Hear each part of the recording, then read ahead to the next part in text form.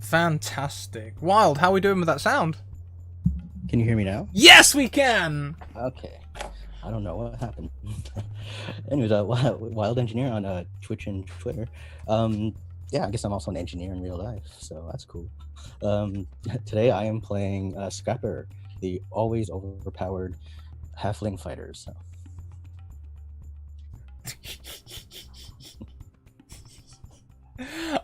Fantastic. Today I will be playing Baggy. Baggy is a thin, lean human. I think I made them human. I'm fairly sure I made them human.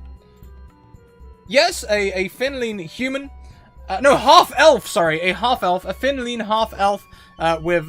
they can't really grow any facial hair. They've just got, like, the little stubble bit at the bottom there, the little floof. And pretty much... Hang on a minute. I can do it. My hair. There we go. Yeah, they are a rogue bard-ish. Zoinks! Danielle, let's hand over to you. Open the stream. It's all yours. This is gonna be wonderful. I've got to say how much love I have for all of these characters already. I'm so glad you have leaned into the bit. Okay, let's get started. So the four of you belong to a small company of adventurers who travels around investigating mysteries and bringing criminals to justice. And you've heard rumors of a haunted castle in a town called Delosphere. So you've come to the town to investigate the source of those rumors and hopefully resolve the cause. As the four of you and your lovely wagon round the bend in the road that leads down to Delosphere, you can see this small homely village which lies in the shadow of a ruined shell of a castle up on a hilltop. And it's about late afternoon, so the sunlight is actually lining the castle's lone tower and gives it a very sinister, ominous aura as you look up at this ruined structure. And you all think to yourselves, maybe the rumors were right. Maybe there is something wrong here in this town. What would you guys like to do?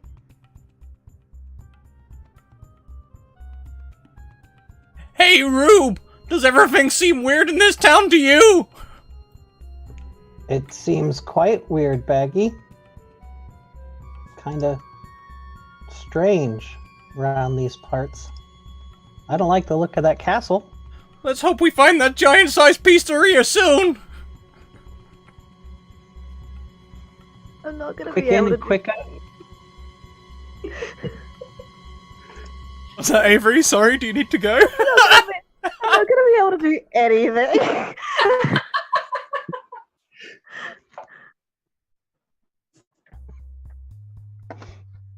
She's just writing notes. She's like, well, I'm sure there's a logical explanation for this. That's all right, because Ruby, you're the best. Ruby can get anything. Ruby can kill everyone. Yeah. Jesus. We're up to a great start, yo. Thank you, Scrapper. You're good to have on the team as well. Glad somebody likes me. I love how we're all broken already. Oh yeah, I was. Listen, the moment that this stream was announced and I saw what people were doing, I'm like, I'm not gonna last 2 seconds. Do we see anyone around? There's no one like very close to you on the road. It doesn't look like this is a pretty small village. It's kind of out of the way and it's not like a city or a town that has a lot of traffic, but you can see down in the village itself, there's some people on the streets. Just going about their everyday. Yeah, seems to be. Nothing. Yeah. Say! Why don't we ask one of them what's going on?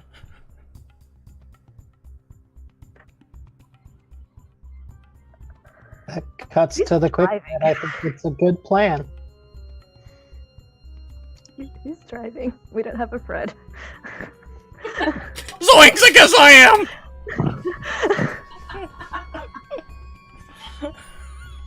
Are you going down to the village? If I can. Maggie, do you have any vehicle proficiencies? No. I can't believe Fred lent me the van for the weekend.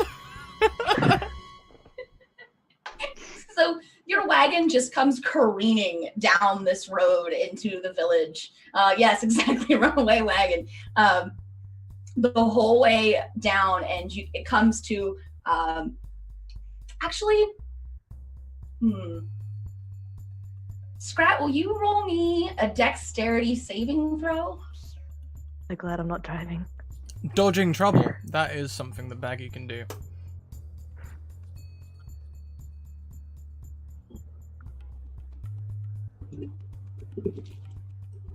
I've tried turning my mic down a little bit. Sorry for deafening anyone. Oh, yeah.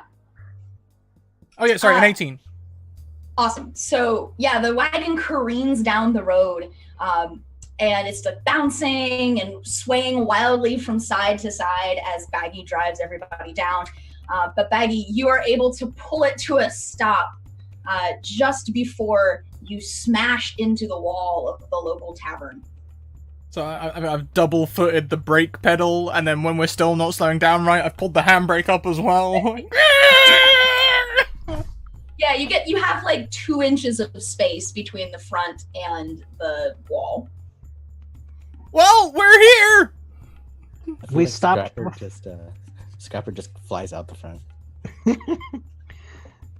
We stopped before property damage, so you are improving. Thanks, I should get my license in the next couple of weeks! Oh my goodness. You can all see, now that the wagon has stopped, that the tavern you're outside right now is called the Gruntled Cat.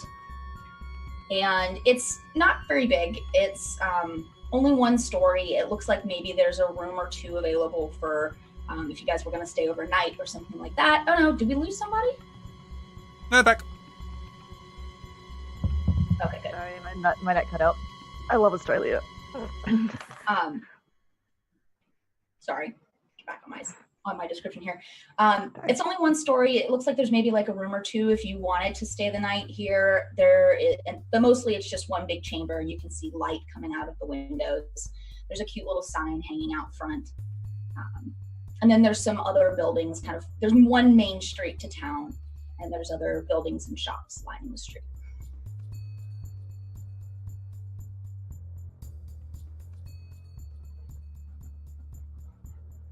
Right. Were we given any kind of like lead as to what's happening here and like anyone to talk to?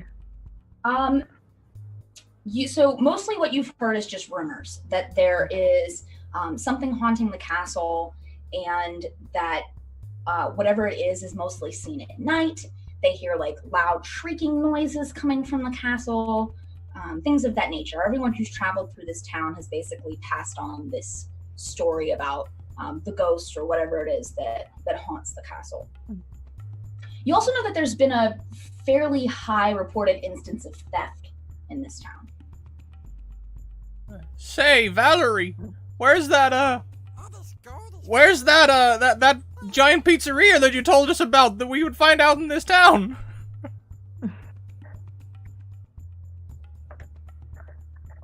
I can't remember. It's alright, something got stuck in my throat. Well, Baggy, I hate to break it to you, but that was just a ploy to get you to come along here, because I knew you'd never agree to something like this without. But I think the inn might have something. Like We're gonna food! have to wait like food, Baggy, like food.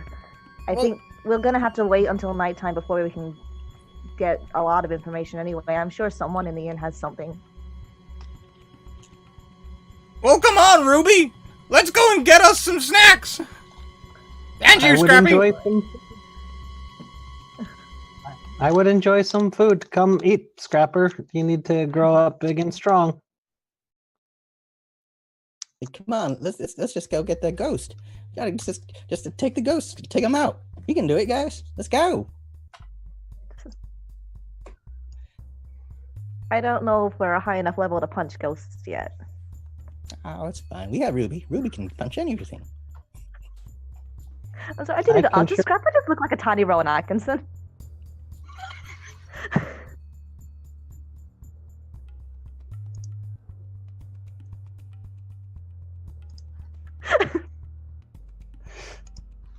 I'm not hearing a no.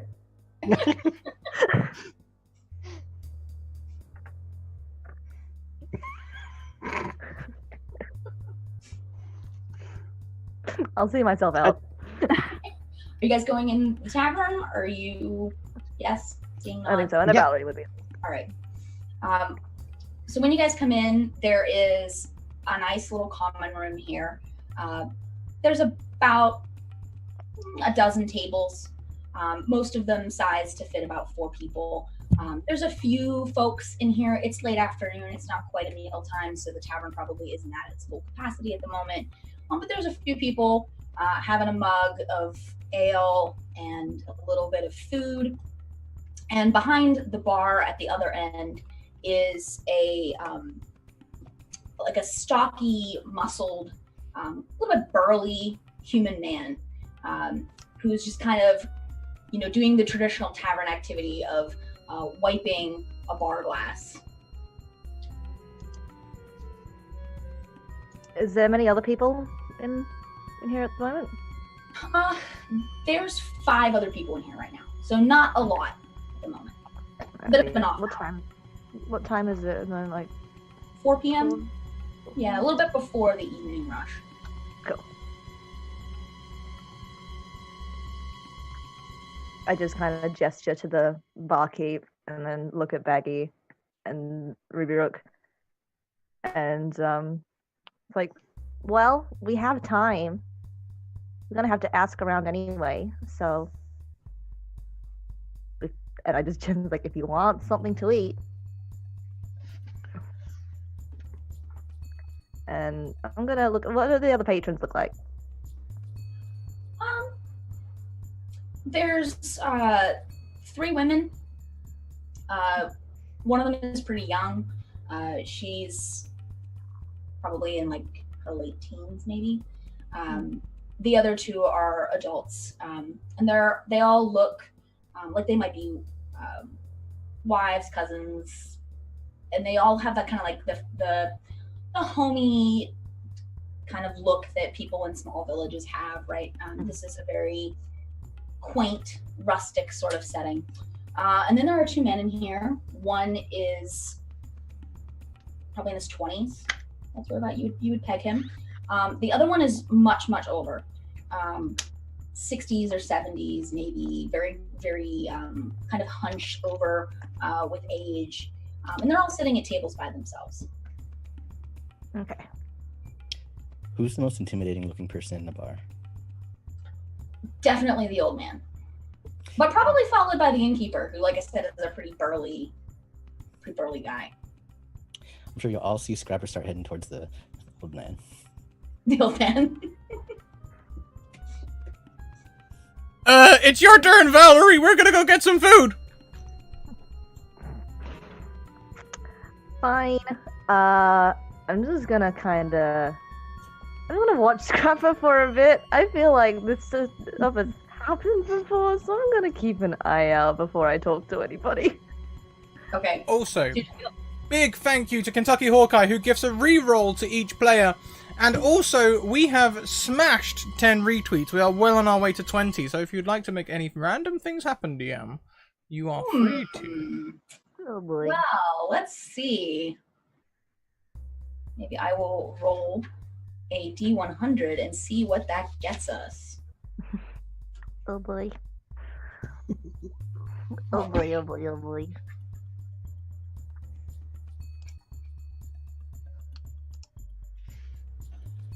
Okay.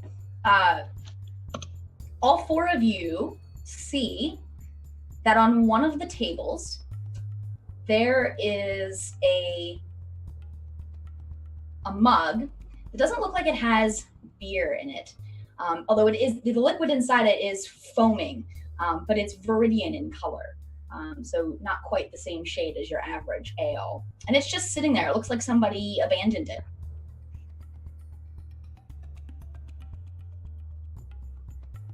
I would like to go over and inspect it before Baggy or Ruby have a chance to get to it, because I know these two, and they will probably just slam that thing down without a second thought.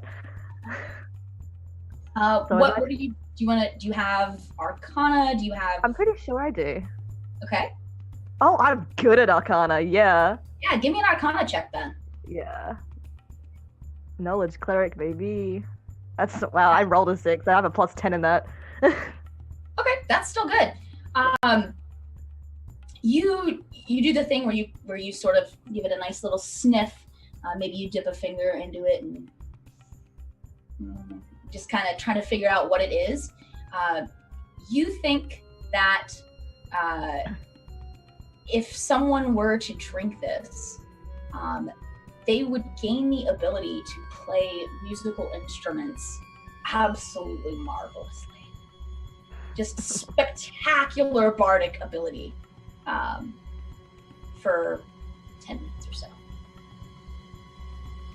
Do I have any, like, a vial or anything on me? Because I looked to the barkeep. Like, is there a spare bottle that I can put this in? Can I get this to go? Yeah, he'll pull out a to-go cup. Like a nice, I don't know, are there environmentally friendly to-go cups? I hope there are. And pull one out for you and say, here you go, ma'am. I just one more. Whoa, I almost did that accent. That's okay. Okay. And see, we've been hearing rumors about the castle, about maybe a haunting or a ghost. Ah, yes. Yeah, everyone around here says it's haunted. Is there any? We're thinking about checking it out. Yeah. Do you know of anyone who would know about more about this? Well, I can tell you a little bit about it. I'm the mayor of this town. Is the barkeep as well? Multi-talented. A man of many talents. Alrighty. Like, then What do you please, want to know? and I get out. It's like, I just start listing things up. Hell yeah. Just like, Nice. well, how long has this been going on?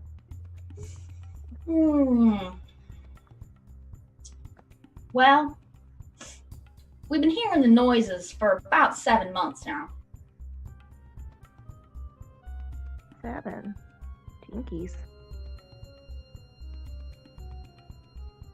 And has anyone seen anything? Like anyone? Oh yeah, seen? a few people have said at night that they see the shadow of something flying across the moon. Just, looks like jutting, It's down. like a vulture, but human. Kind of human vulture. Okay. And do you know of anyone in town who's had like a personal experience with this thing that could give us even more information? And like where and when it shows up? Well, there's a couple people you could talk to. No one's seen it up close. But Atheli down at the temple, she says she's seen the silhouette a couple of times, so she might be able to give you a little bit of a better description. And the general store owner, Everett, he had some valuables stolen not too long ago. Could be related. We'll be sure to check that one out. Thank you so much, sir. You're welcome. And I just realized that I've taken my eyes off of Scrapper, and I look back at him. Scrapper, what are you doing? You were approaching the old man. Yeah, Scrapper's jumping on the table and he's grabbing the old man by the collar. He's like, "Tell me where the ghost is! Tell me where he is now!" Oh no. The old man says, I don't know nothing about no ghost, and he tries to shove you off. Leave me alone! Tell me now, or Uncle Ruby's gonna knock you out.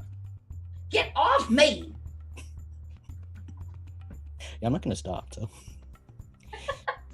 Tell me where he is! In that case, I want you to roll a strength check. You can add athletics if you have it. Okay.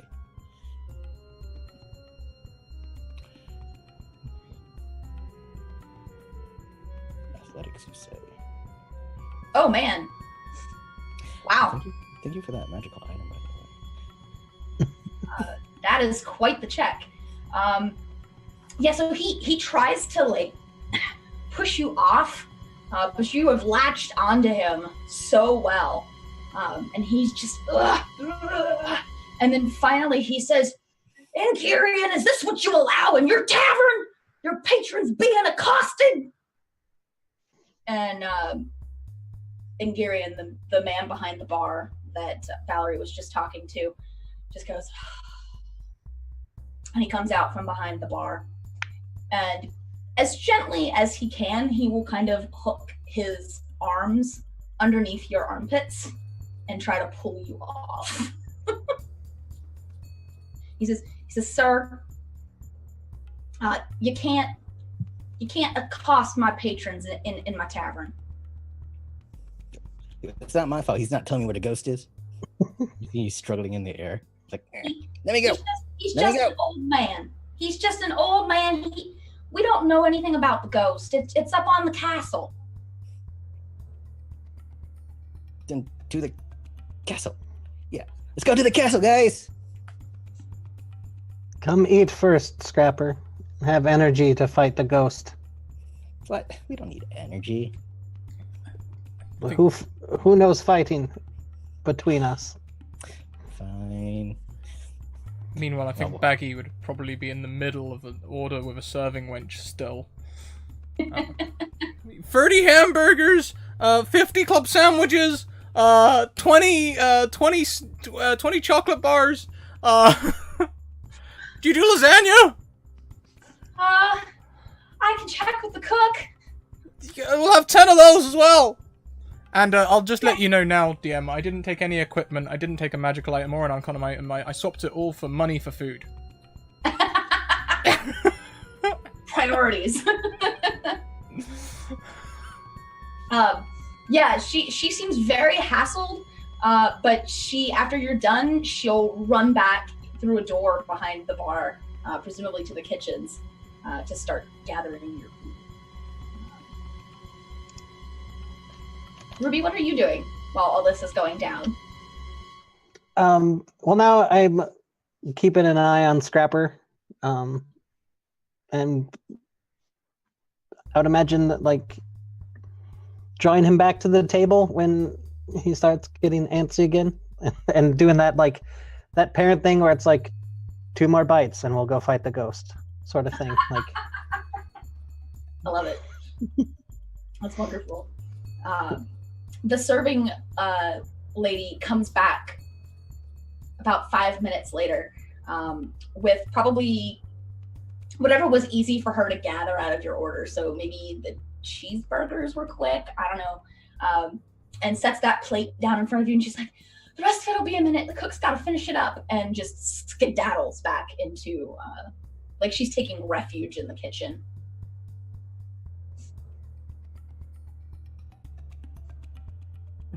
Well, I'm going to take about 10 burgers and just sort of like open my mouth like a checkout drawer, drop the burgers in and close up.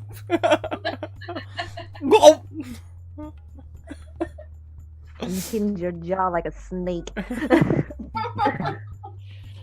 Scrapper's pushing the food around on his plate like a sulky child.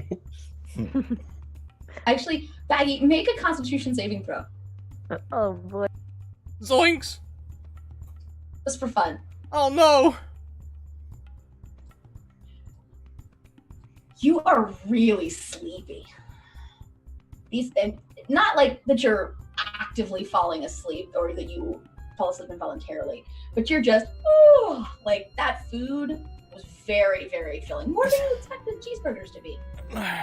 Well, Valerie, looks like we solved the mystery of where the cheeseburgers are. Time to hit the sack and get on back.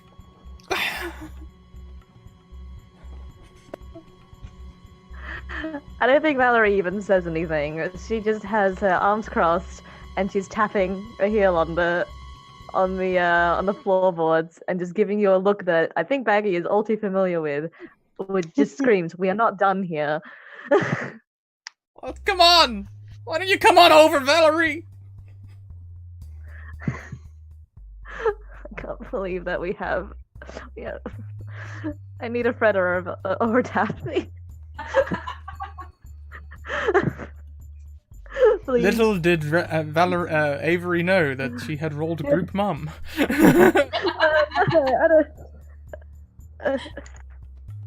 don't know how to do group mom, guys. I'm baby. And she's like, now, Baggy, there's still lots to do.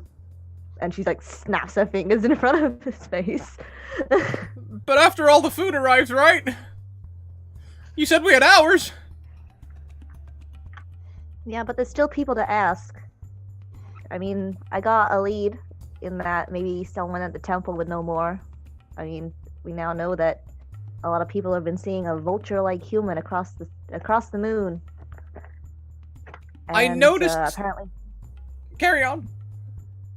Apparently, someone at the general store has been having their stuff stolen, which might be connected.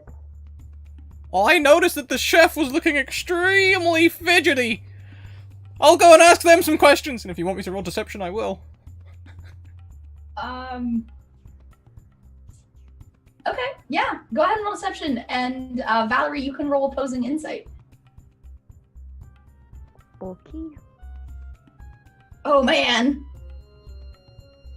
Oh, did I click? Oh no, yeah, that checks out. Yeah, Baggy, she seems to buy it. Alright, I'll be right back! And I run away before she can say she doesn't buy it. I think it's less that she just buys. I think it's less that she buys it, and more that he's already gone. Can't do anything. When Baggy says that the chef is suspicious, he's like, "What?" He runs to the back too. Oh no! So you both burst into the kitchen. The poor waitress. Whenever you guys burst your way in, she just jumps like about a foot in the air, and sort of tucks herself into a corner as best she can. The cook, meanwhile, brandishes a rolling pin at you. She's a matronly looking woman. She brandishes a rolling pin at you and she goes, "Out! Out!" On the way into the kitchen, can I slip on a chef's smock? Absolutely. And I'll quickly draw a curly mustache on, using my disguise kit, and be like, "No, I am here to help you with the cooking." Okay, roll a deception check, I guess. I have disguise kit if you would like me to roll that instead. You can roll that instead, that's fine. Oh no!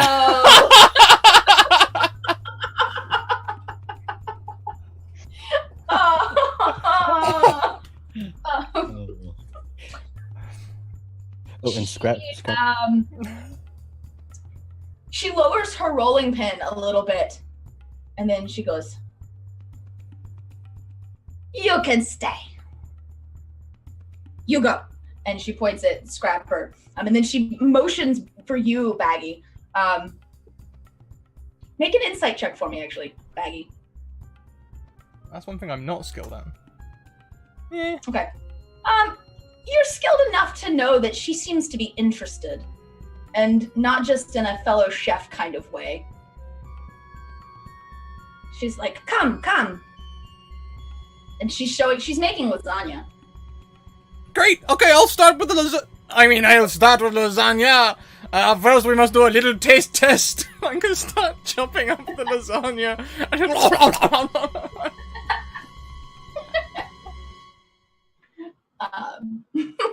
Scrapper, what are you doing while this is going on? Scrapper would run over to her when she lowers the rolling pin, try to grab it away from her and be like, "Tell me where the ghost is! Tell me where the ghost is!" She will just shake the rolling pin, trying to get you to let go. She says, "I don't know anything about a ghost." It's like, just tell me where he is. We gotta get him now. Ruby's gonna cast message and to Scrapper and say, "You have 2 more bites."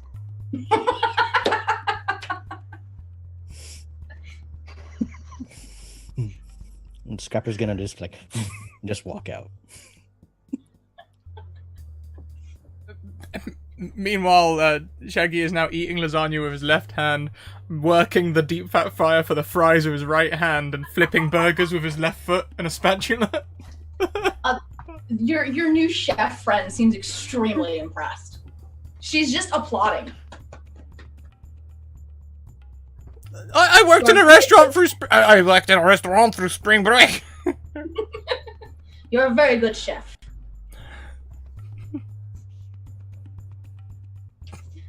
Valerie, what are you doing while all this is happening? There is definitely an empty shot glass in front of her. And I think she's got like a notebook out and she's just scribbling furiously and things. And I think she might go talk to, I think, the young woman. Sure. So I'll just try same questions. Asking if she's seen anything, asking if she knows anything, any more leads that aren't the ones that we already have. She'll say, well, I heard that the castle was built long time ago by some old wizard who just went. He summoned all these demons and he just lost his mind and vanished. Nobody knows where he went, and it's been abandoned since he disappeared. But supposedly, there's a whole bunch of treasure he left behind. But it's guarded by the ghost. Can I do an insight check on her to see if she's just like making up a story to pull my leg, or? Yeah, sure.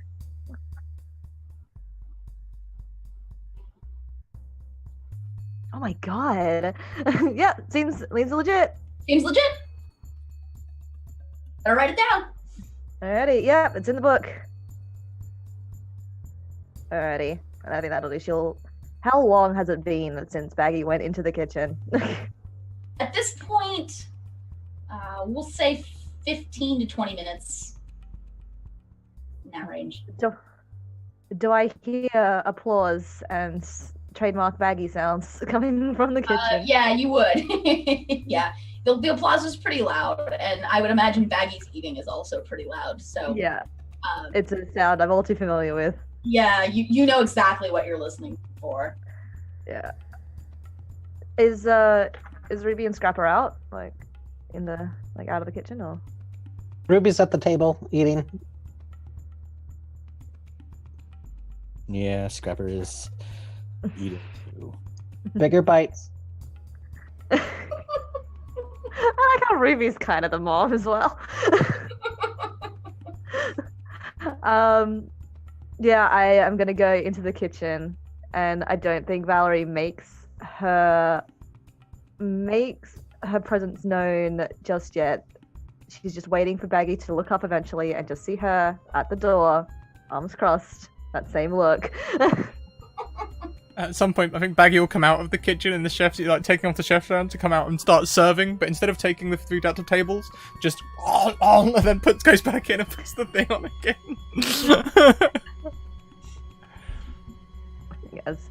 As Baggy goes to go back in, there is a hand on the shoulder.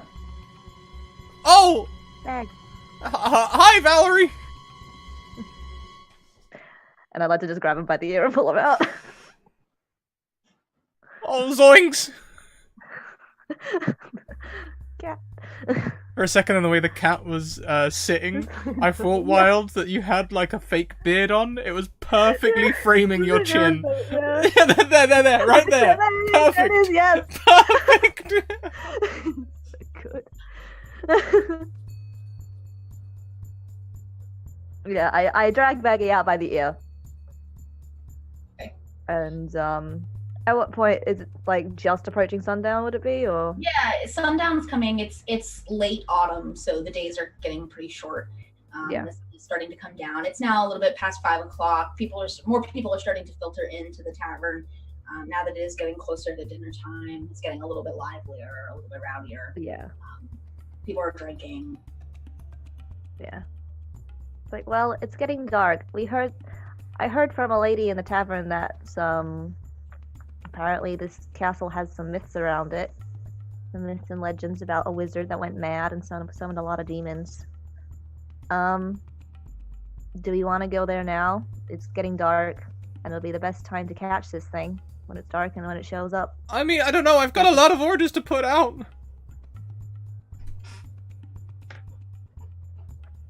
Oh, I pull out. Do you have any PTO? What was that one, sorry? Do you have any PTO, Baggy? Your cook friend will come up to you and tap you on the shoulder and just say, "I've got this, dear. You go. Go with your friends. Come back when you're done." But.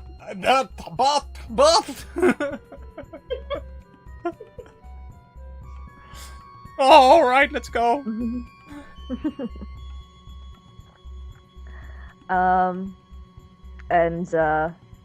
Let's head to the castle unless anyone else wants to do something. Like, we need to see what we're up against. I think that is wise, and it will mean I don't have to rein in Scrapper for a moment.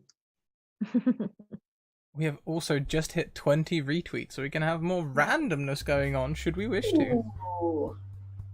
All right. Let's see.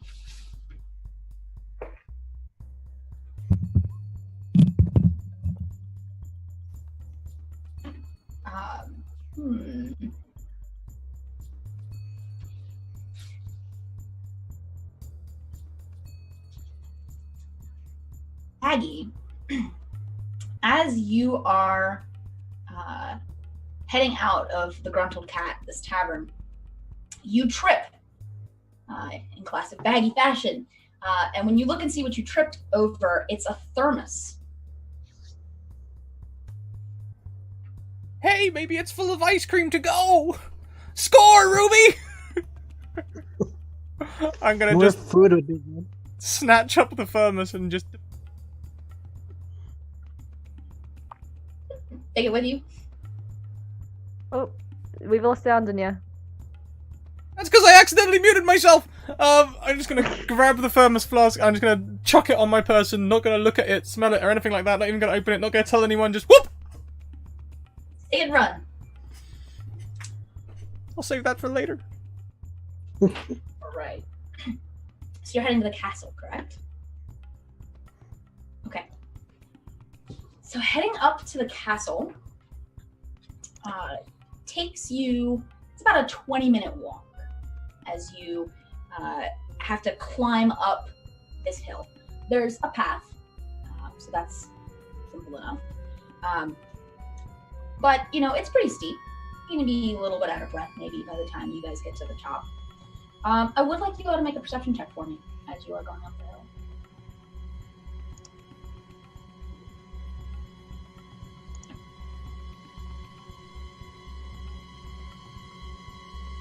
Okay.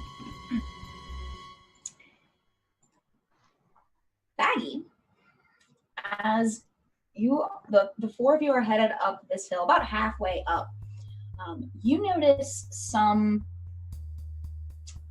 footprints in the mud of this path. And they do look fairly recent, which is a little bit odd. Huh. Well, that's probably not important.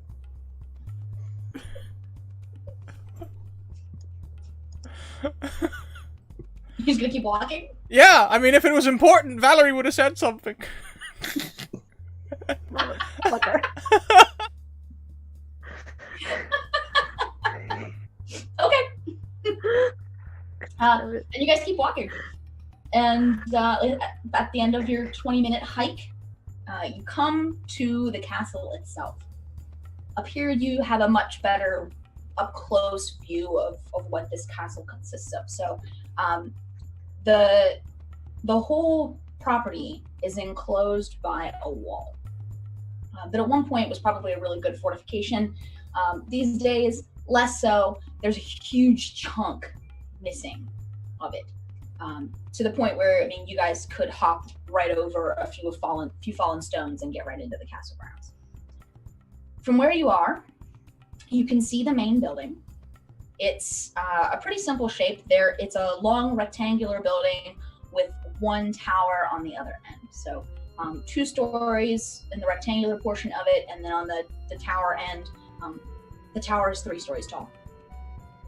The tower, on the top floor, a chunk of the roof is missing. The whole thing is pretty battered and beat up, and you know, the slow decay of time and whatnot, but the worst of the damage seems to be on the roof of the tower, where there's definitely an open hole. There's a few outbuildings. One looks like it may have been a stable at some point, perhaps. And the others look like they're very small, maybe outhouses, something along those lines, the plumbing. But that's what you can see from kind of peering through this gap in the wall. And yeah, the sun, at this point, the sun is almost completely below the horizon. So are the outhouses, can we get to them before we get into the castle, or we have to get into the castle first? You'd have to cross the wall to get to the outhouses. So it's basically, the wall is a big circle or oval. And then in the very, very center is the actual castle building itself. And then there's the stable building on one side, and then the outhouses on the other. And you can... Sorry. I was going to say, you can also see that there is a door into the main building of the castle as well. Big double door. And the part of the wall was crumbled down, so it'd be pretty easy to... Yeah, you guys can hop right over. It's not even difficult enough to merit a check. You guys just... Yeah. Yeah. Like, well... better get moving. I'm gonna start going through. Like, just go through the gate. I'll go through the, go across the wall, sorry. And okay. And look back at the rest, like, what? Which building are you? I'm gonna turn around. Oh no, I'm gonna regret saying this, but I'm gonna turn around to the rest of the group. I'm gonna say, like, well, this place is pretty big. Gang, I think we should split up and search for clues. That seems expedient. When she says this, Scrapper immediately beelines to the closest building. And he just starts yelling out, "Hey, Ghost, where are you? Where are you, Ghost?" The closest building's the stables. Yeah, so he's in the stables yelling out for the ghost. I'll go with Scrapper, I guess. I'll check inside. Maybe I can find some books about this place. Hey. And Ruby Rook, are you going with... I will go with Valerie. Yeah. Okay. Awesome. All right. Who wants to go first? I'm so ready for anything. All right. Baggy and Scrapper it is. Sorry, y'all. The door to this stable is... everything, the whole stable complex is made of wood, and so everything is a little bit decayed. It doesn't appear to be locked. So, Scrapper, when you arrive, do you just push it open and run right in? Oh yeah, immediately. All right. Baggy, how far behind Scrapper are you? Not far. I'll sort of run to catch up. I understand that he is baby of the group. I also understand that I'm baby of the group, but I'm slightly older baby, which makes me older brother, so look after, yeah. Okay. I would like both of you to make a perception check, please. Say, Scrapper, if you do well on this perception check, I'll give you a Scooby snack! Bardic Inspiration. Ooh, look at that. Nailed it! Yeah, that Scooby snack got you going.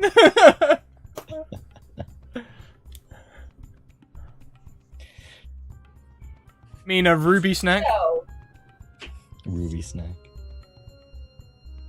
Baggy, you're too busy yelling after Scrapper to be paying a whole lot of attention to anything else, because he is the baby of the party. You're keeping an eye on him.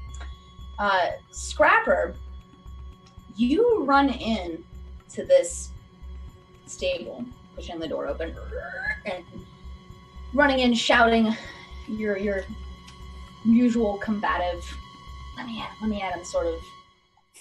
And you hear the fluttering of wings up in the rafters. And if you look up, you see what looks like a nest almost of these little creatures. They look sort of like mosquitoes almost, but a lot bigger.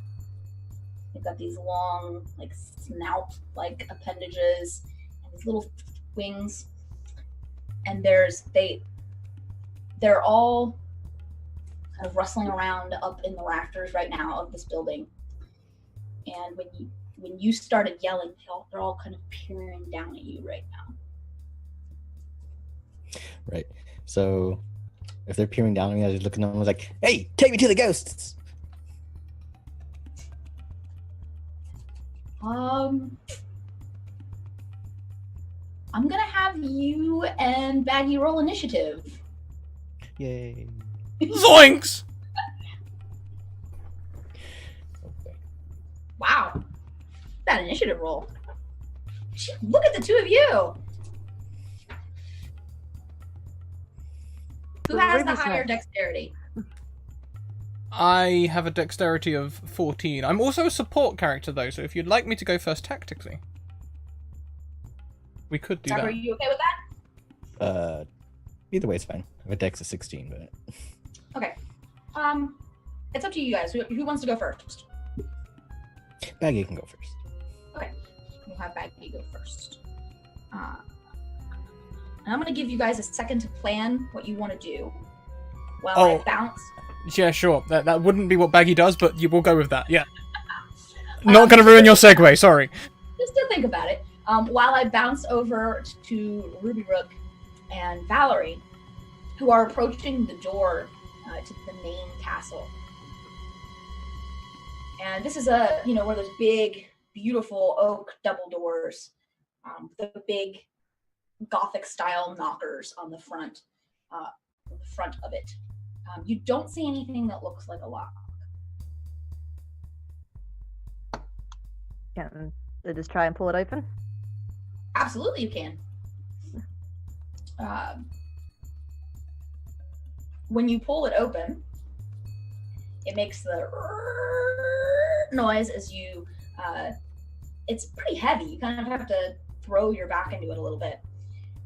And you're peering now into a dark room. Sorry, to get notes. You're peering now into a dark room that looks like at one point it may have been a dining room or some kind of great hall. Ruby Rook, do you have dark vision? Yes. Perfect. So you can see in here that there are two long tables of the sort that you would see in like a cafeteria or the Hogwarts Great Hall, like that kind of long table. And at the far end of the room, you can see a big throne-like chair, which looks like it's on some sort of raised dais or platform. And there's a door to the left of that chair.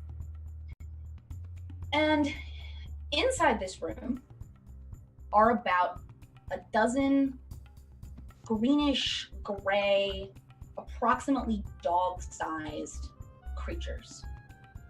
And they're all sleeping.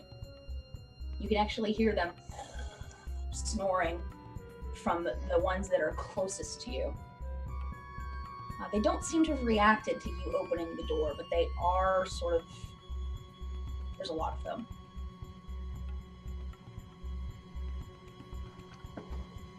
I think we might need Baggy and Scrapper. I agree. Unless we want to try and sneak past them. We can try that. You guys gonna sneak? I wanna... it's a terrible idea, especially for me, but I want to because I feel like it will be fun. Do you like your little? Yeah, exactly. Get up Yeah, make our way to the throne, I think. Okay. I would like the two of you to roll stealth for me, please. Yeah, which is great because I have disadvantage on that because I'm doing scale mail. Brilliant. This is fine. All right.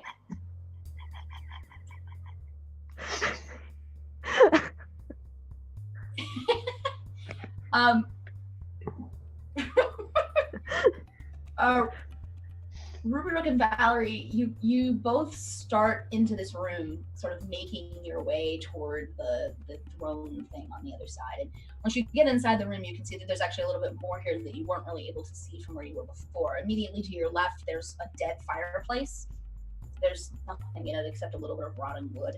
And immediately to your right, there's another door that you could go through. That door is only about 10 feet away from you if you wanted to go to that door. Otherwise, yeah, you're gonna creep forward toward the dais. Valerie, you trip on what looks like an old candlestick. It just makes that horrible cling as it rolls along the floor, and you like, and the creature nearest you is. And then sort of flops over on its back and keeps snoring. I just kind of look at Ruby Rook and I point to the door that is 10 feet away from us. And just...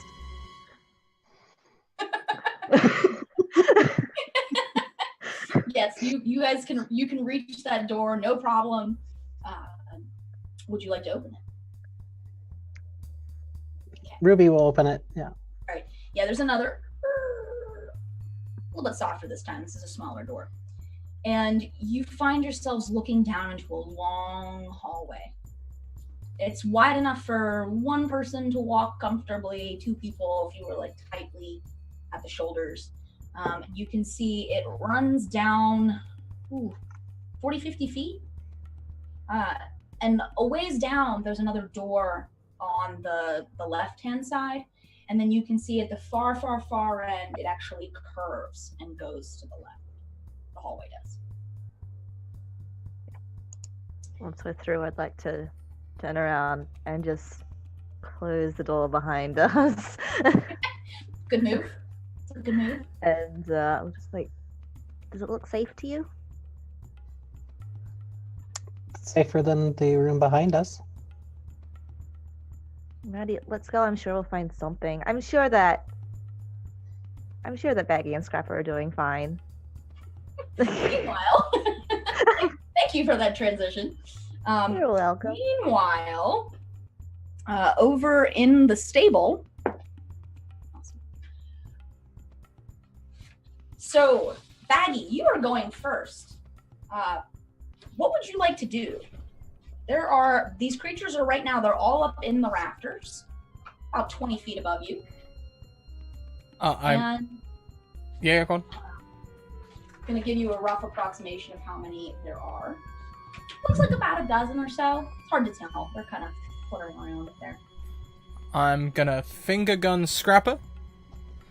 I'm gonna say, you go get him, Scrapper! That Scooby snack is pretty much all yours! As I cast Heroism on Scrapper, and then I would like to run the fuck away. I like it. But they're not anywhere near you, so you don't need to disengage or anything like that. There won't be any attack of opportunity. You can just run. Yeah, I'm just gonna start running up towards the thing. You'll be pleased to know, though, I'll proc it in chat that I also took Valabard, so that inspiration you've got. Good luck, Scrapper! I'm gonna start running up to the castle the way Valerie and that went. So I have inspiration too? Yeah, you've got inspiration and heroism. You get 4 temporary hit points. No, hang on, it's my spell casting modifier. Hang on. Okay, I haven't got spellcasting modifier, so yes I do though, so that'd be 7. You get 7 temporary hit points, and you are immune to being frightened. Great. 4 temporary hit points, sorry, ability, not modifier. Yeah. Scrapper, it's your turn next. Yeah, Scrapper's just making a beeline towards them. He's not even thinking about it. They're up in the rafters. Do you want to try to climb up there? Yes. Oh. Okay. Are you proficient in athletics? Or acrobatics, one or the other? Athletics. Cool. Yeah, then I will say you are able to use your movement speed to climb up the side of this barn and get up on one of the rafters. So you're now face to face with these creatures. Right. So I'm like, tell me where the ghost is, and then I'll throw a punch. Okay. Make an attack roll for me. Right. So I should be using weapons, but I don't. Is a 15 hit? A 15 does hit. Yes. So go ahead 5 and points of damage. 5 points of damage. No need to roll. It's the non-armed strike. Yes, so you reach out and wind it up, punch that first one. How would you like to kill it? Oh, I kill it. I guess it just kind of explodes midair, and he's like, "Oh." There's the next one. You tell me where the ghost is. Yeah, the first one just. The next one makes like a noise and then flies right at you. So let me see here. I'm gonna do some rolls. I'm just gonna do them over here. What is your AC? I should be using a shield, but I don't. So 16. Okay. So this one flies at you, and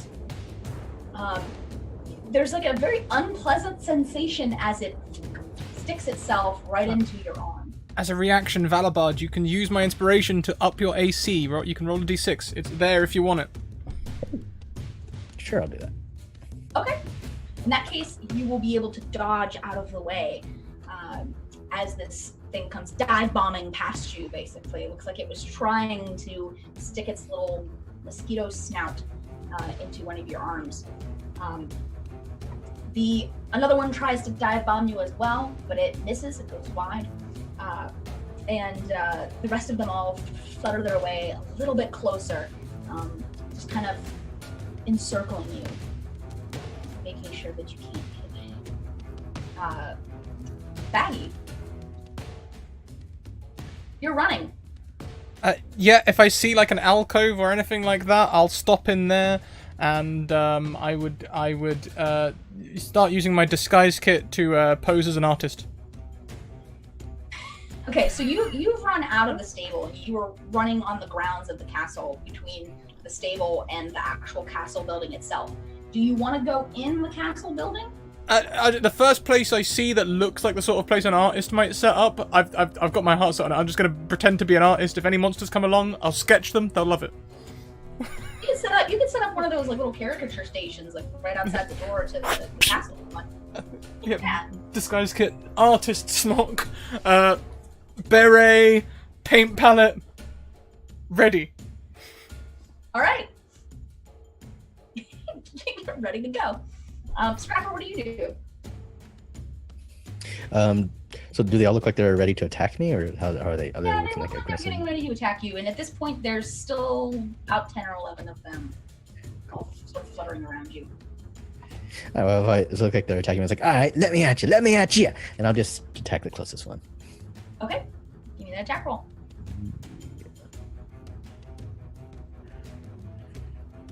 It's 13 hit. Oh, no, actually. Just misses.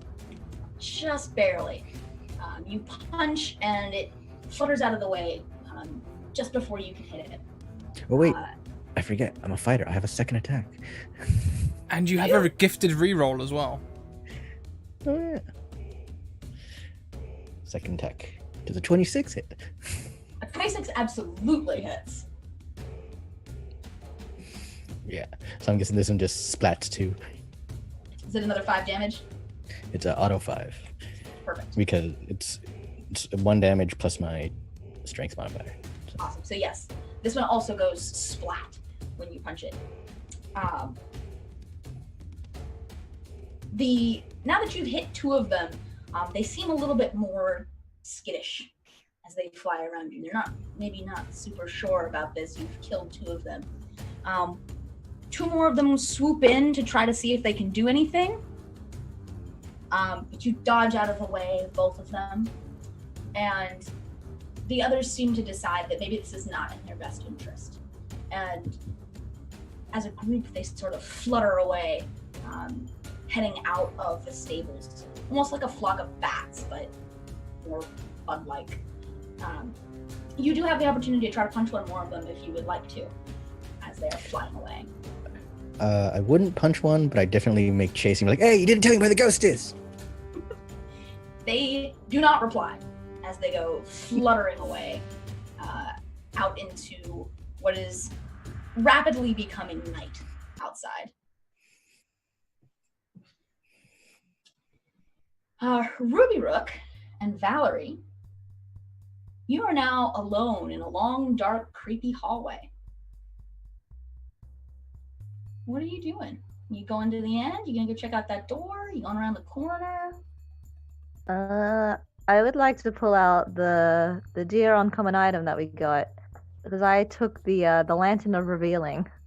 Very So I'd nice. like to light this lantern, and I want to dim it so it's only because it can be like a 60-foot radius, but I want to dim it. It has a hood on it, so I can dim it down to just 5 feet around us, so it's not noticeable. And essentially, while this lantern's lit, any invisible creatures and objects that are in the lantern's light are visible. Okay. This is And a I great, think it's just great item. any invisible things. So it's not It's like an illusion. excellent- Just You invisibility. don't see anything in the hallway when you turn your lantern to Ruby on. Okay. Seems like it's just you and Ruby Rook. Well, guess we gotta go forward, and I'm gonna just down the hallway. Okay. Yeah, so as I said, there's a door on the left that's about 40 feet down, and then another 10 feet past that is where the hallway turns.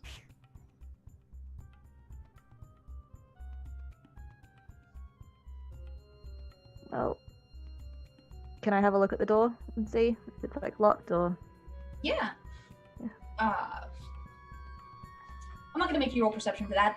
The door does not appear to be locked. None of the doors you've encountered so far have been. Okay. I mean, do we want to have a look in this room first? Sure. Alrighty. Gonna creak it open and just peer in with the Just like a lantern. crack? You guys Yeah, wanna like enough to put the lantern through, just up a little bit. This room has a series of racks on the walls and on the floor that make it pretty obvious that at one point this was the castle's armory. It definitely looks like it's been picked over at some point in the last however many hundreds of years it's been since people lived here. But there's still a few old weapons that are on these racks. You can see like a great sword, a couple of rapiers, some spears, things of that nature, some shields. And there is a chest in the corner, as well as a suit of splint armor. Well, it's an armory. Do you want to have a look? The chest is interesting. Let's go in, Go. and I'm gonna. Yeah. Do I see anyone else in here? You don't. No, the lantern does not reveal anything. It's just the two of you. Okay. 'Cause it Ruby doesn't- would go kind of like poke the chest with their javelin. Actually, Not to do damage, just to a non-roguey way to check for traps, I guess. Yeah, absolutely. Okay. when you do that, the chest emits a low growling noise. And then the top of it opens up to reveal teeth and a tongue. Of course it does. Yeah. How do you react to this? I was poking with the javelin. I also have the javelin in my hand, I guess, and I'm just gonna try to run the javelin into the mouth. All right. Go ahead, and I'm gonna let you get that attack roll off, and then we will switch to initiative for the two of you.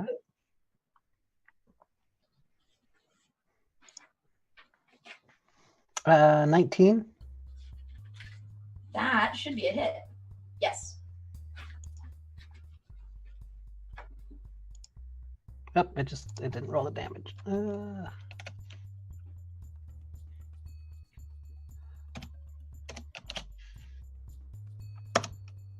5 piercing. Beautiful. Okay. Why don't the two of you roll initiative for me? Oh boy.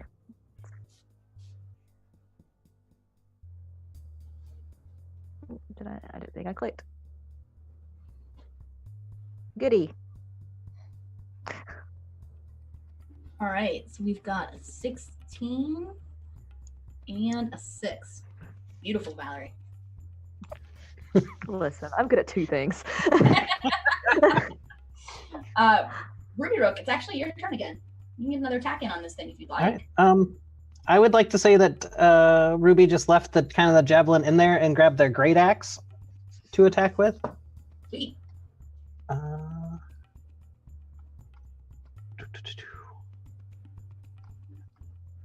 Yeah. And so we'll take a swing with that.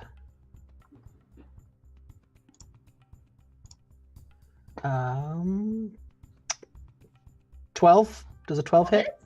A 12 does hit. All right. It is a rather stationary creature, as these things go.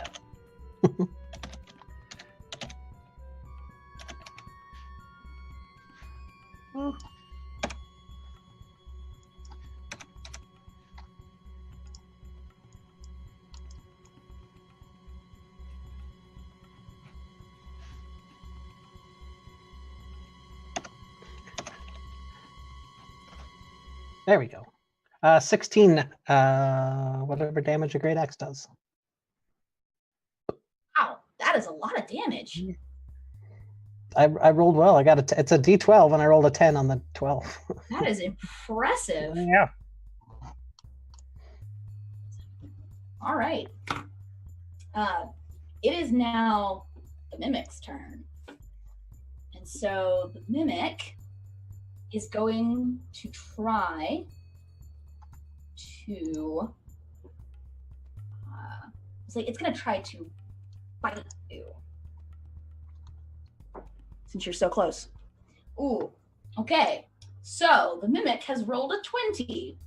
Uh-oh. So Good. nom nom. That is going to be some damage. Let me do that real quick.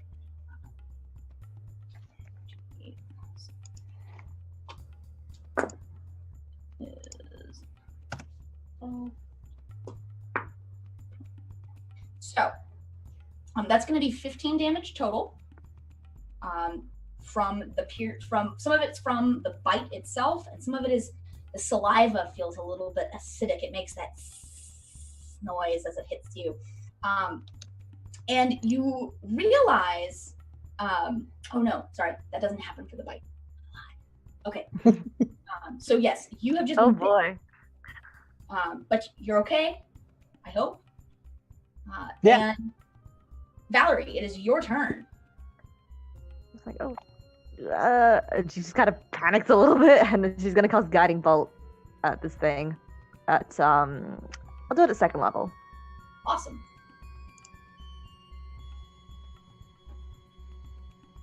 Wow, I suck, huh?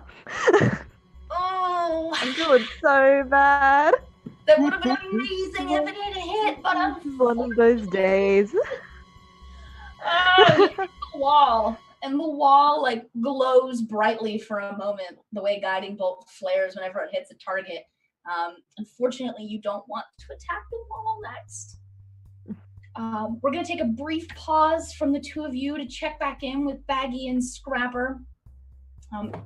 Baggy, will you make a perception check for me? You certainly can. Surprisingly Great. good. Baggy, you can hear the sounds of, you hear like a growling noise, and then you hear the sound of an axe being swung, sort of as it hits something, and you can hear the sound of something making biting noises. It's kind of faint, but it definitely seems to be coming from the building behind you. Oh boy, am I glad I'm not in there.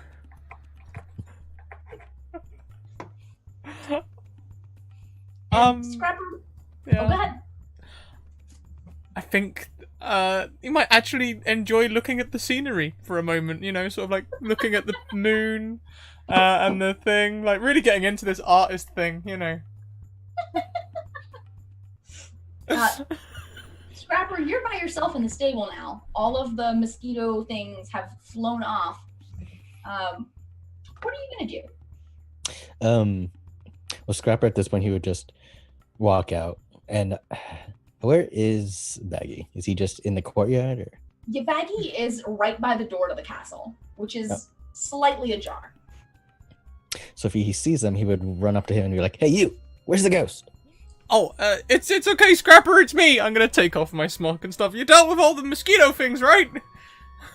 Yeah, they ran away. I knew you did, and I'll toss him a snack. Thanks. Is it perhaps a special adventure or snack? Yes, or a ruby snack, one or the other. I haven't decided yet. Okay. So what are the two of you doing? You guys are standing outside. So we're gonna go in the castle? I think that's where the ghost. Well, that's interesting. I thought I mean, if there were things in the stable, then that leads me to believe that maybe that's where all the problems are. Although I did see someone running towards the kitchen. To the kitchen! So we should find the kitchen as quick as possible. Yeah, he's already running there. So, wait, where are you guys going? I don't know. I don't know where the kitchen is, but I'm following Scrapper. Scrapper seems to know. Just running into the castle. Okay, so you're just running right in? Yeah. All right, so the two of you go running into the castle, and so you're going to get the chance to see everything that Ruby Rook and Valerie saw a few minutes ago. There's the two long tables. There's the fireplace over to your left, the door over to your right, and then at the far end of the room is the big throne-like chair and another door right to the side of that chair. You are also now surrounded by the 12 sleeping dog-like gray-green creatures. Stay very quiet, Scrapper. What? And she's gonna start like creeping backwards away from this problem. So you can creep back out the door if you'd like, the one you came in. You can creep toward the door on your right, which is the door Ruby Rook and Valerie went through. It's about 10 feet away. And there's also the door on the other side of the room if you'd like to creep toward that door. Say, do you know which way the kitchen is, do you think? Forward. And just keep walking. Shh. So you're walking toward the throne at the other end and that other door? Yeah, the other door. Okay. Give me stealth checks, the two of you. Oh, good. I have a disadvantage.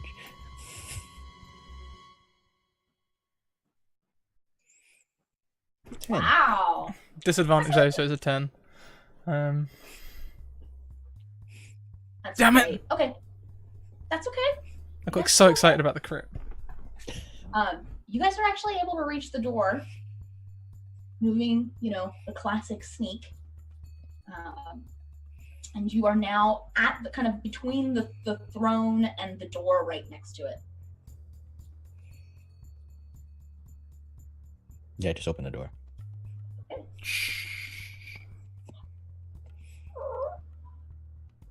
And you see, hilariously enough, that you have found what looks to have been the kitchen. I think we found the kitchen. It's this odor wafts out of the room at you. It's kind of that sickly sweet smell of rotten food, that scent of decay. And you can see rusted pots and pans hanging from little pegs. There's a little fireplace in here, some small tables with knives. And on one of the counters, there's a bunch of biscuits. They look sort of like almost like hardtack or something like that, the kind of thing that's good for a very, very long time. It doesn't really go bad. And there's just a pile of 5 of them sitting there. Oh, sweet!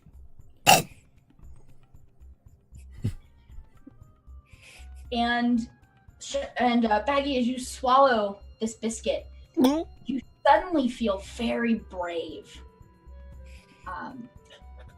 From a mechanical point of view, you now have immunity to fear-based effects and the frightened condition for the next hour.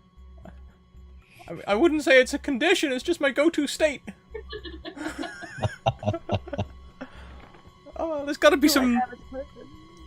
some more good food in here somewhere. Sounds like a lot of it's rotten, but I bet there's tins. You can also hear very loudly now that you're in this room the sounds of fighting still. And I'm going to bounce back over to Ruby Rook and Valerie. Ruby Rook, I think we are around to your turn.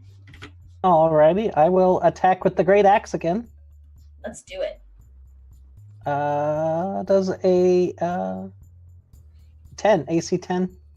Fortunately, no. A 10 does not hit. It is stationary, but not quite that stationary.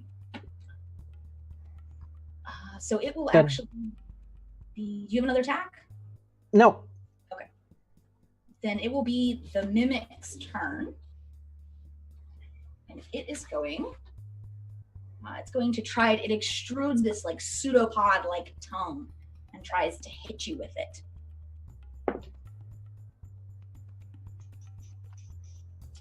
So that is also going to be a hit. Only 6 damage from this. Okay. But you realize with horror as this pseudopod tongue thing goes and hits you, that it is now stuck to you. So you are effectively grappled by this mimic right now, which doesn't stop you from attacking it. It just means you can't. Okay. Until you get grapple. Valerie, you see the tongue come out and grab Ruby Rook. What are you gonna do? Ruby Rook, how are you doing for health? 18 out of 39, so about half. Half, okay. I'm gonna cast Guiding Bolt at level 1 this time, again. Good. Try and hit this thing. Yay! Yay! Give me that damage. 13 points of radiant damage. Very nice. And I'll also cast Healing Word at also level 1. Oh, no. Yeah, level 1. That's a bonus action. So how many hit points does Ruby Rook get back? Rolling for it now. Oh, 3! Yay! Yeah, 3 hit points back. Yay! It all helps. That's better than nothing back.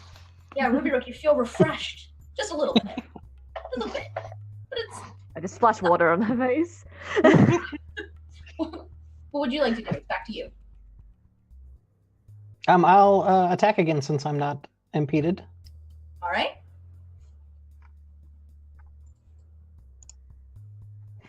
I'm gonna burn that reroll.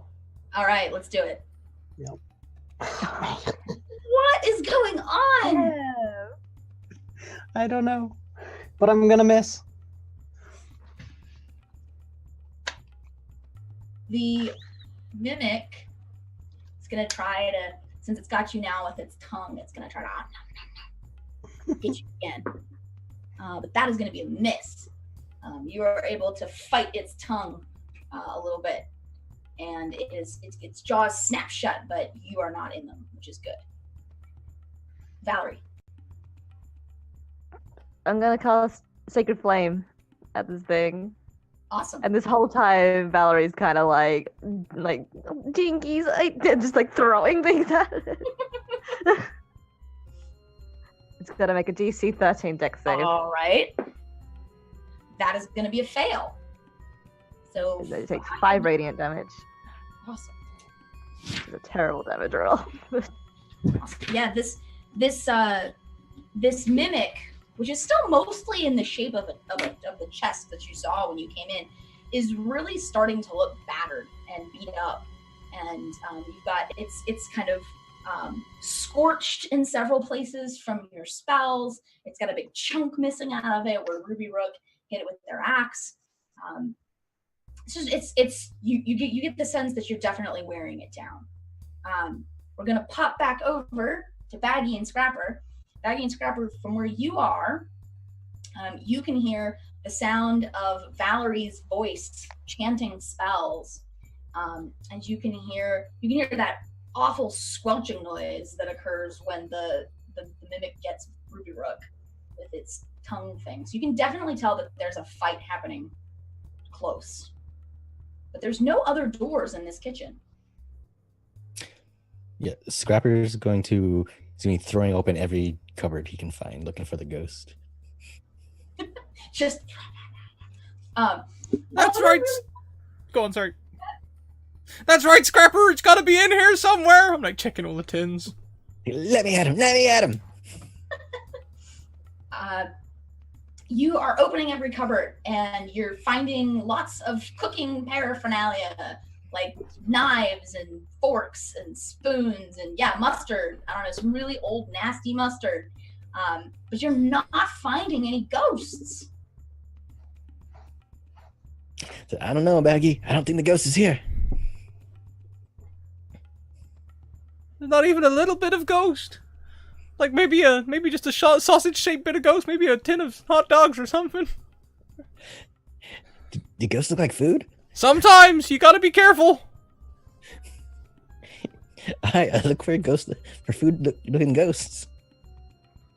How to trick Scrapper into help you looking for food. You're not finding anything in this room, Baggy, that looks particularly edible other than those biscuits. Most of what's in here smells pretty rank. You could eat it, but it might not be great. No, I'm not a fan. I'm a fan of fast food, not old food. Let's move on. Maybe there's a larder in one of these adjoining rooms. Why don't you check out that one? I point to where the fighting comes from. So there's no other doors in this room. Oh. Just the one back to the hall. I would like to look for hidden entrances. All right. Give me a perception check for that. Can I use perception, or could I maybe investigate? Could I persuade? Investigate if you would like, yeah. Because I put proficiency in investigate, thinking that I'm an investigator. See what I did there? Ew.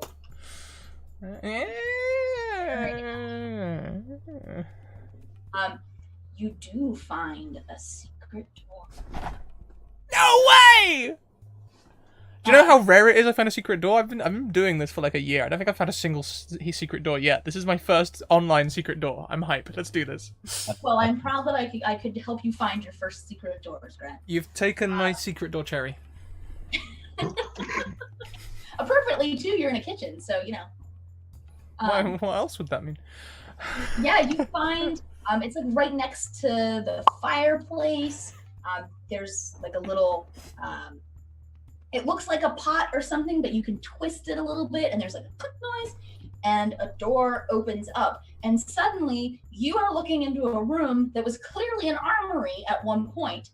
Directly across from you is Valerie. and you can hear the sounds of the scuffle coming sort of around the corner to the left.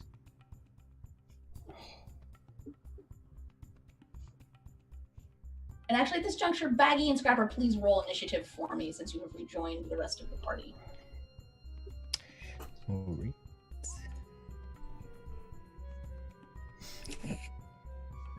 7.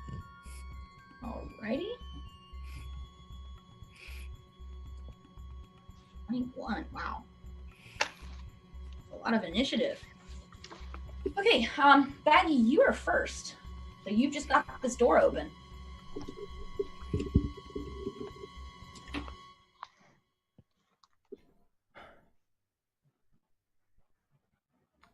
I'm trying to think what Baggy values most. Friends or living.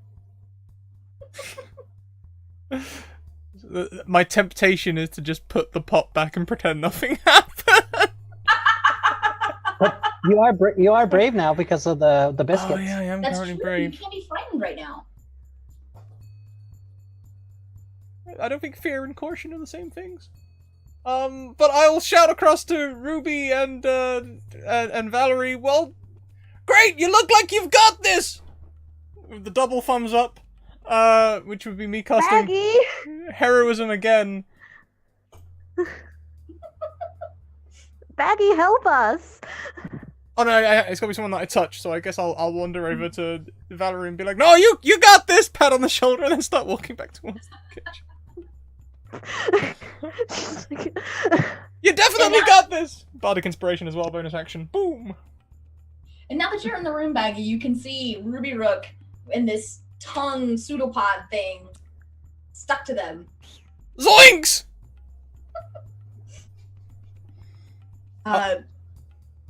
Not scared.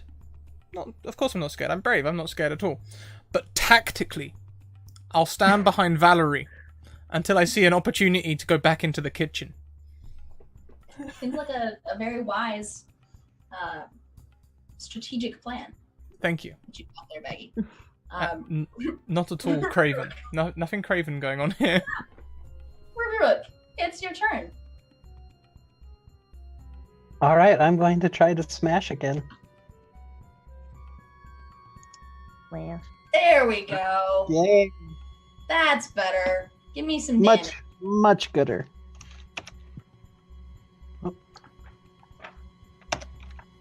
Oh, goodness.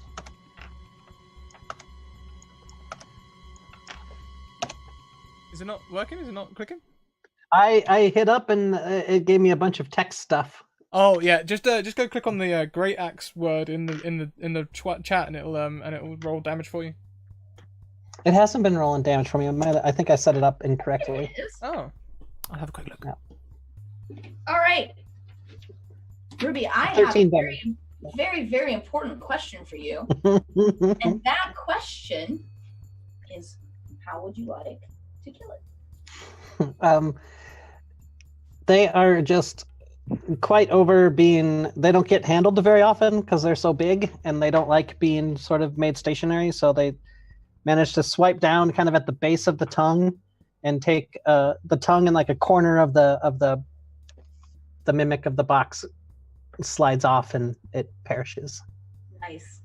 Yeah, you hack that tongue off and a little bit of the box portion of it, and the whole thing just kind of shudders. And then you see something like oozing out of it, and it just, the eyes close. Well done. These are unpleasant. this place gives me the creeps. But It is can I have a... Sorry. It is spooky. Can I have a look around the armory? Maybe fiddle with some of like the sconces or anything like that. Maybe how many more secret passages are around this place. Yeah. I'm gonna have to get someone to open up my. Oh, wait, never mind. It just loaded because my Roll20 was just stuck on a black screen for like the whole tail end of that fight, and I'm just like, well, better get my dice out. But now it's loaded, so never mind. Alrighty, what would you like me to roll? Just have a look around. Deception or investigation, whichever you'd like. Okay. Scroll down, please. Go investigation. Yay. Now, Being on that one. now that it's open, you can definitely see that, yeah, there was a sconce in here that had you pulled it from this side, would have opened the secret door to the kitchen. That door is now open, so a little bit moot, but if you pull it, it will close the door again. The other thing you realize as you're kind of looking around is there's a glaive in here that looks suspiciously clean and normal, and you think that might be an indication of some kind of magic. Ooh. I'd like to go up to this glaive Yes. and inspect it further. Would you like to make an Arcana check for me? Yes, I can do that. 28. Yes, you are positive now that you are getting a little bit of a closer look that this is a +1 glaive, in fact. What happens to the other people? Like, Meta, who can use this? Because I Me. can't. I could, but I won't. That checks. I think Ruby can. I think that's a martial weapon. Yeah. Yeah. I'll take it off and I'll pick it up. It's like, this is a pretty good weapon. I mean, I'm gonna hold it out to Ruby. It's like, you think you can get some use out of this? Picks it up and like feels the heft and tests the weight. Like, it does seem to be a good weapon. I will see how well it does. I mean, that lady in the tavern did say that apparently there's meant to be treasure here. So the ghost is meant to be guarding it. So maybe there is some merit to that after all. There could be. You say the ghost here? Where's the ghost? The only thing we found in here was when she gestures to the dead mimic. Oh, that's not a ghost. Patience, Scrapper. I'm sure we'll find it. Or maybe it'll find us. Ruby would cast Cure Wounds on themselves. Seems like a good move. So, ooh, 9. That's not bad. Are they looking particularly hurt? Not now. Now they're down. They're only they're down about. Well, they're down 9 total. So about a quarter of their This is fine. total health. Say, you might want to grab one of these cheeseburgers I picked up from the bar. I'm gonna pass you another Cure Wounds. In the form of cheeseburger. food. This is true. True gaming strats. No 7. Nice. Boy, I sure am sleepy. It's like I'm running out of spell slots or something.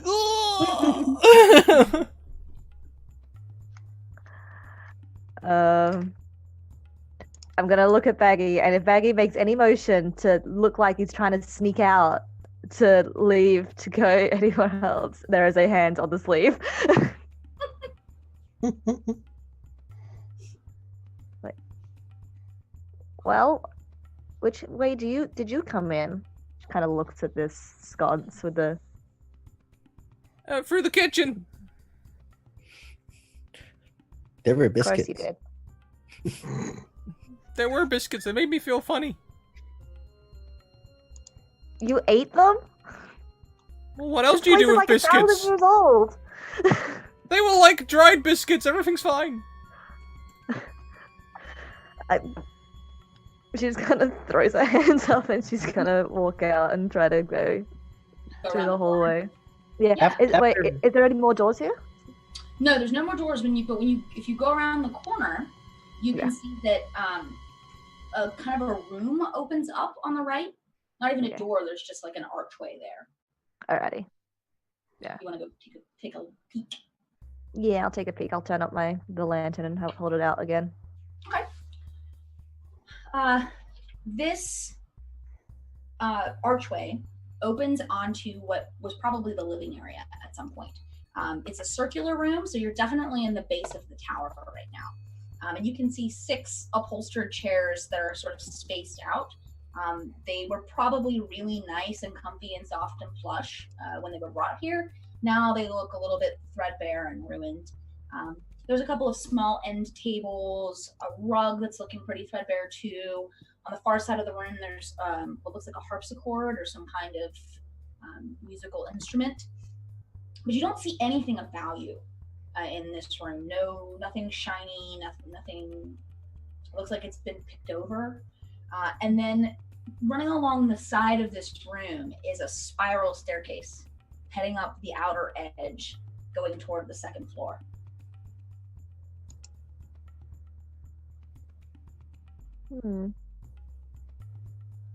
Oh.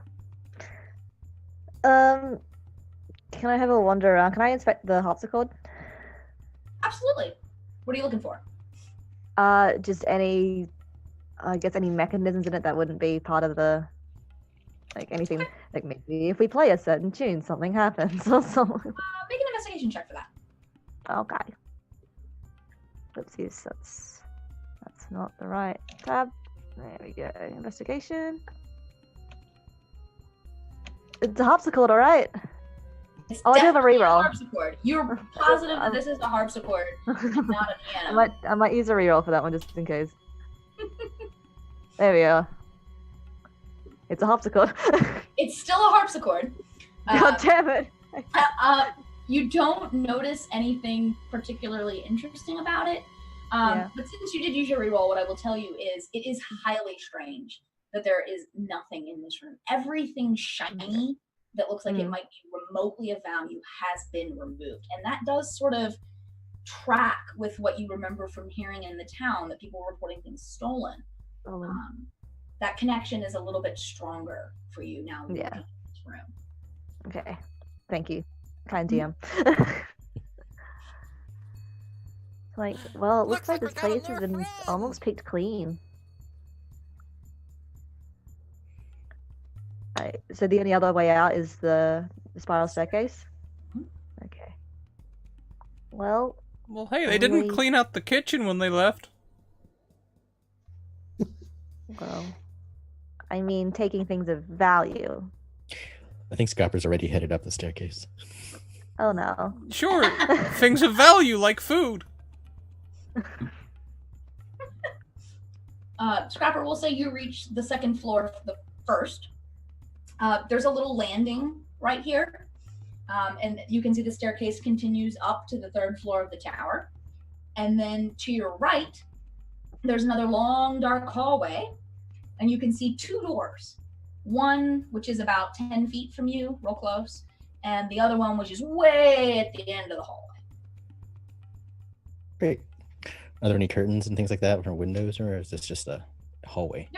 This is very much like a defensive castle, so the windows and stuff are all very small, more like arrow slits than anything else. Okay. Great. I'll go into the first room. Awesome. Are the rest of you guys close behind? Scrap, if nobody else has moved, Ruby would head up and mumble while heading up the stairs that Scrapper has run ahead.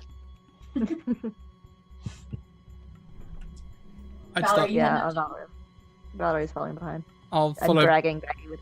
I'll follow behind Valerie, making the classic line, you know. Scrapper, when you opened the door, this was the study. There's a large claw-footed desk and chair that are sort of off to the right-hand side. The wall directly opposite you, which is it's about 40 feet long in total, is almost completely lined with a bookshelf that is still covered in books. Very old, moldering books. There is also one of those like little globe bars here. You know, the ones that you can like open up the top of it and then you've got your decanter and everything. There's one of those that's opened here, and there's clearly what's probably some whiskey or scotch maybe still in a decanter there. And then in the corner of the room, there is another suit of armor. So I think Scrapper would be like, let's see, he would throw open the globe, see if there's a ghost in there, and he would climb up the armor to look into the helmet, see if there's any ghosts in there. Oh boy. Nothing happens when you go check out the globe, but when you reach out to start climbing up this suit of armor and you touch it, I am going to need you to make Oh boy. saving throw. So what can I fill? Hang on, I will find what type. Oh Is it boy, oh wisdom? boy, oh boy, oh boy. You say wisdom or? I did say wisdom. Yes. Uh, Oh no. You suddenly everything is actually, can I use my hilarious. reroll on that? Oh yeah, sure, go for it. Yeah.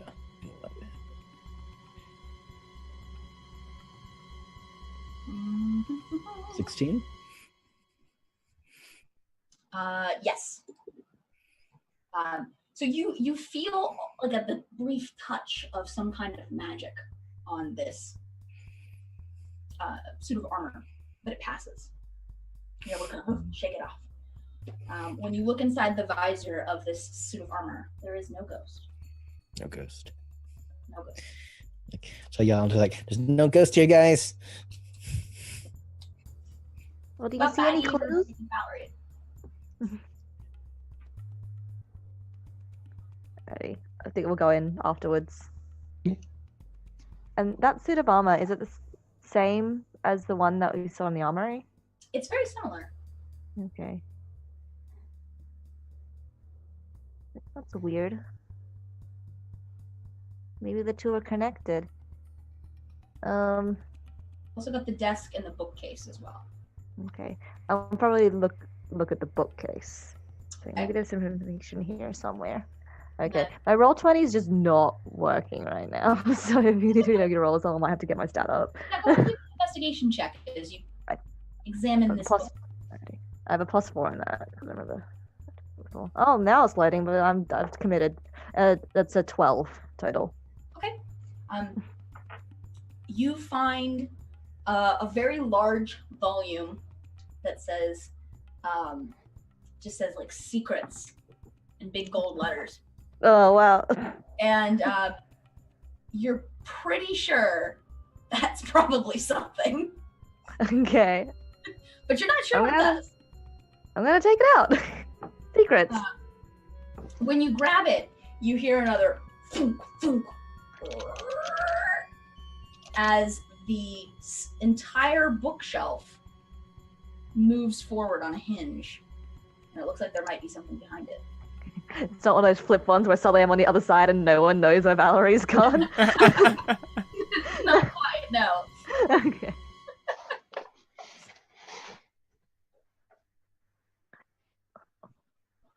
Well, that's promising. Maybe the ghost isn't there. I don't know. Maybe we should carry on checking over this way. Come on, Baggy. Good The ghost is idea, there. Baggy. Go check out that desk. Yeah, well, you never know what you might find. Oh boy. I want to touch the armor. I want to know what that trap does. I want to fail it and just see what it does. Sort of. Bap, bap, bap, bap. Well, I can always tell you later. Yeah. Baggy, are you investigating the desk or are you heading into the next room? What are you doing? I'll investigate the desk, yeah. All right. Yeah.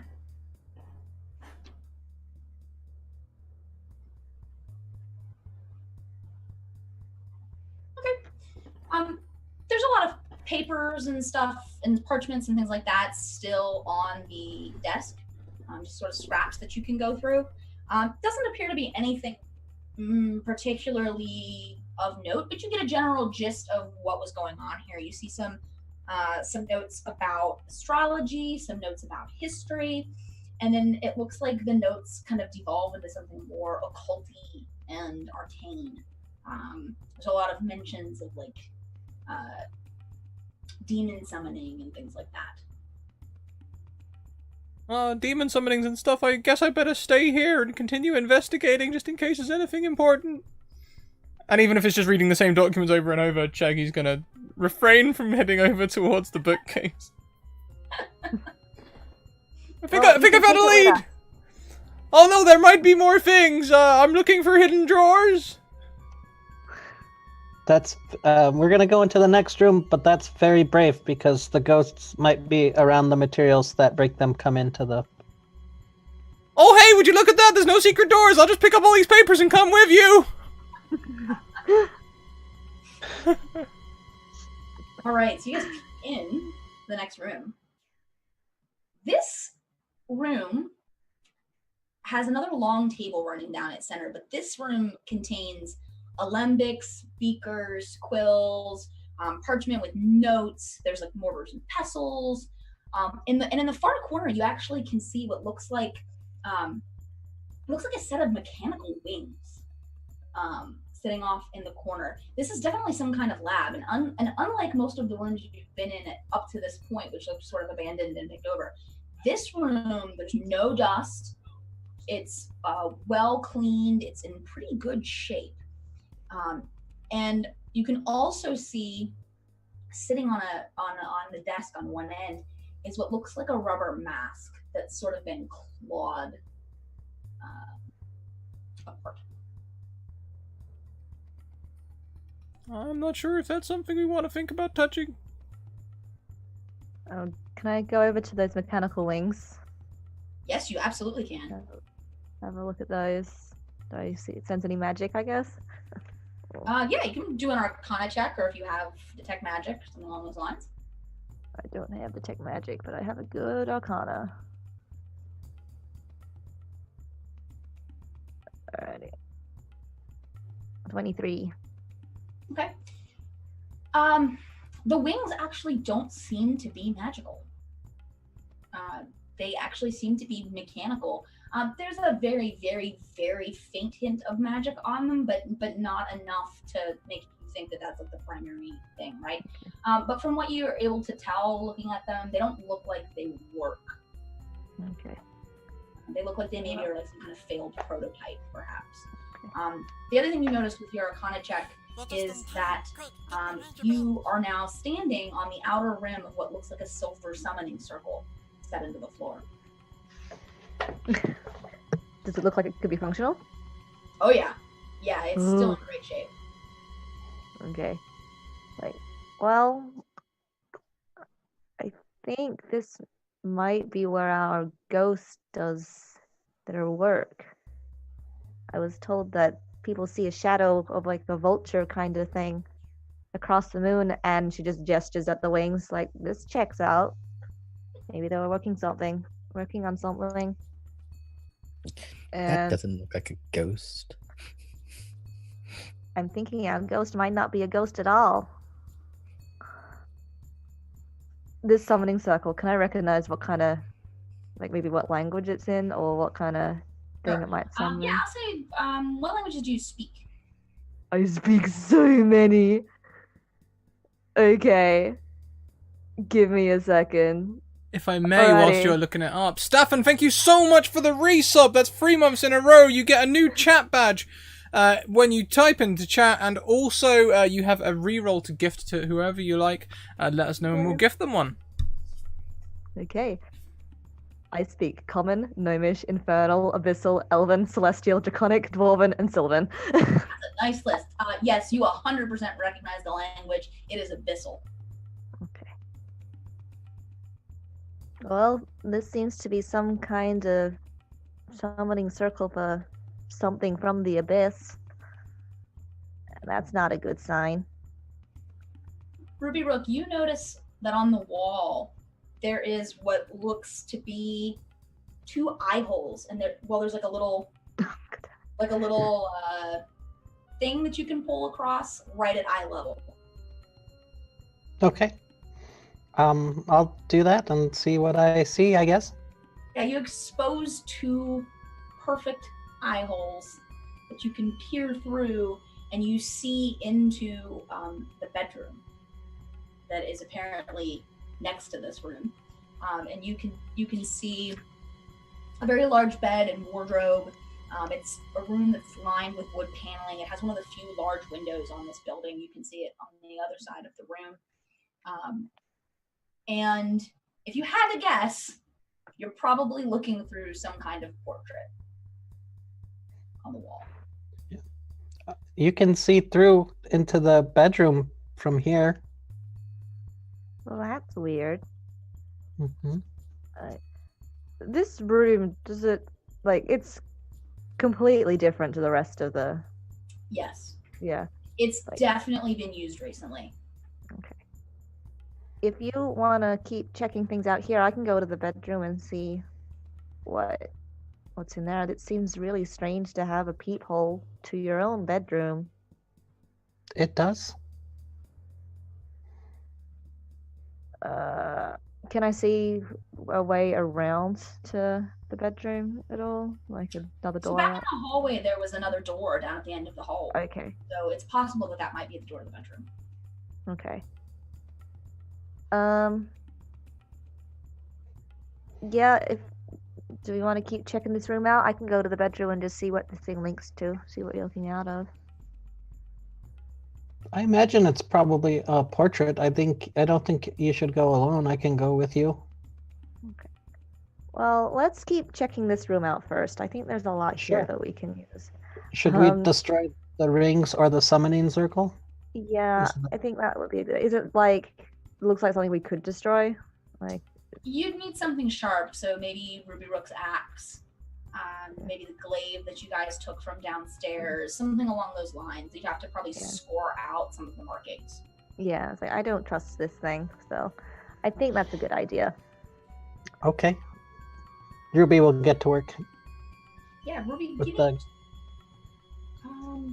me just like a strength check. You can throw athletics into it if you've got that. Sure. 22. Awesome. Yeah, you can take out either your axe or your glaive, whichever you want to use, and just try out the glaive, sure. Yeah, try out that glaive, and actually with the glaive, since it is magical, this is actually a little bit easier. So you're able to just basically draw a line through this circle and score it into the silver, so that the text of it and the symbols of it are ruined. You're pretty confident that should stop anyone from using it. I feel like Baggy has to ask, Hey, Rube, where'd you get that glaive? It was down in the armory. Valerie found it. Oh boy. It is a very nice weapon. And then Ruby will take it and smash it into the wings. Yeah, you can do that, absolutely. When that happens, it makes like a little bit of a clattering noise as you shove that thing in there. And you hear from above you a loud shriek that just like is ear-splitting, like very, very loud. Somewhere between maybe like a bird and you're not really sure, that just is definitely in reaction to what you just did and the sound you just made. Scrapper, the wings are the ghost. And I'm gonna keep hitting it. Hey, the wings on the wall? Yes, these wings. Hey. It's like, let me at him. I'm gonna start punching the wings. Yeah, it doesn't happen every time you attack these wings, but anytime you make a very loud noise, you can hear like an echo almost of that shriek. It's never quite as loud as the first time. It's similar. I don't know if we should be doing that. Well, I think we're that's here our to stop the ghost. Yeah, we gotta stop the ghost, Baggy.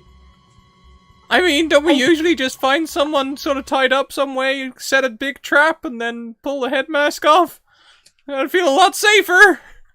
Well, it looks like someone's already torn the head mask off, and I point to the torn up one, which I might go and investigate as well. Sure. Give me a nature check, actually. Nature? Ooh, okay. Gonna branch out. Branch out. Yeah, already nature. Right. 11. 11? Yeah.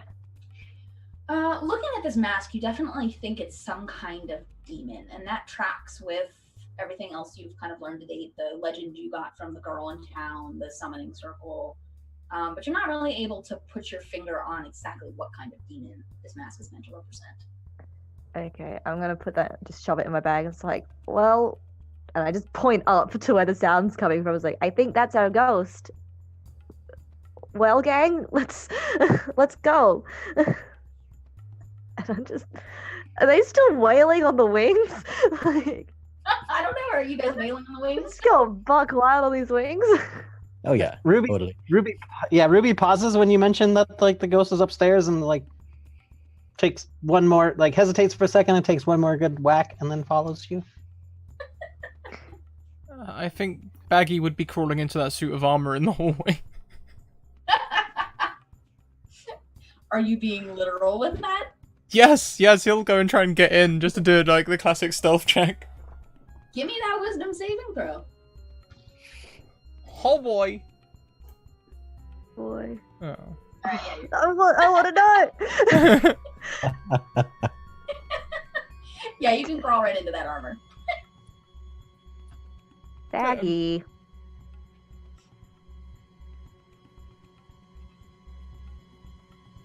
Baggy, where are you?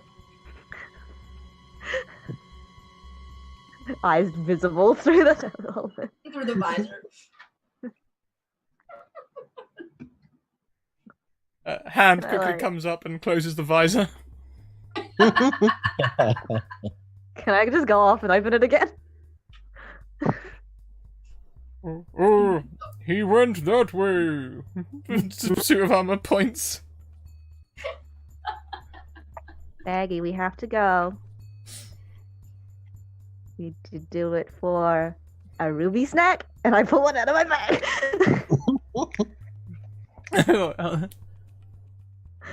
Well, you didn't say that before. I gotta hop out. I toss it to him.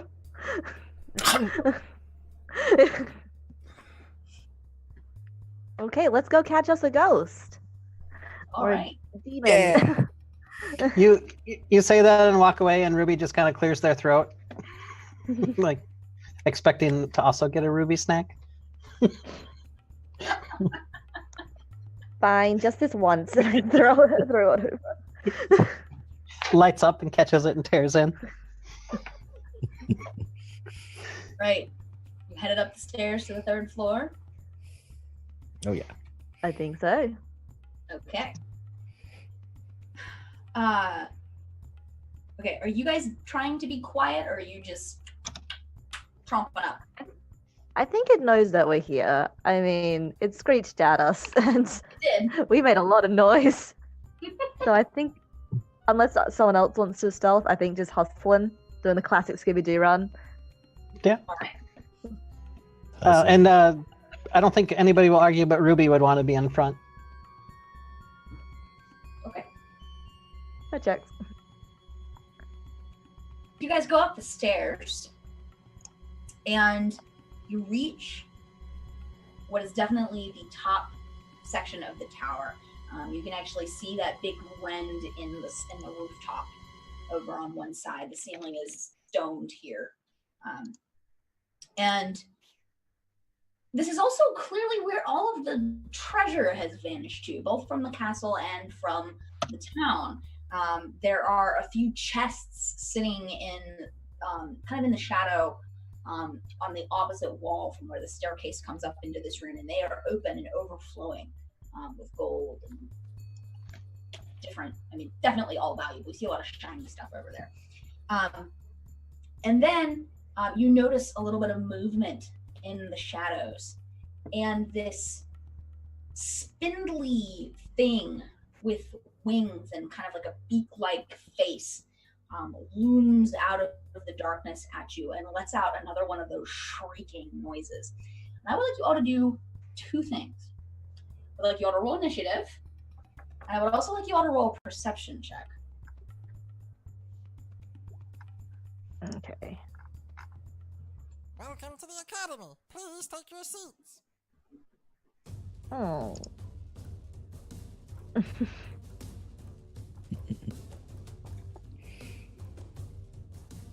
Oh boy, why can't I stop seeing things?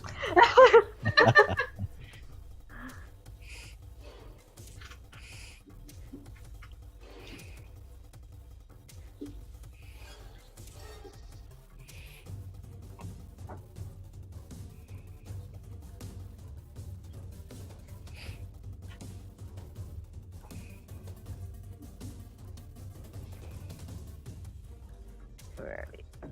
Alright, so I've got 6 for Valerie. Nice perception.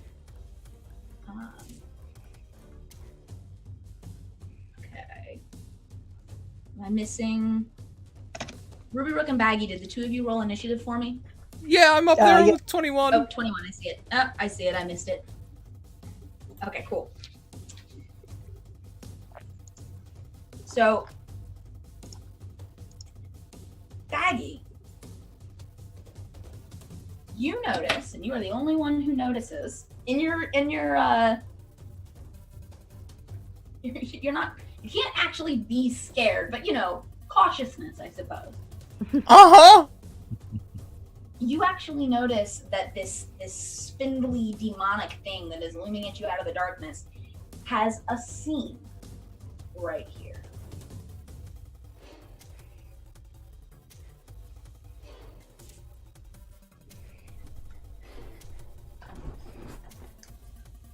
I have lots of details of the room around us?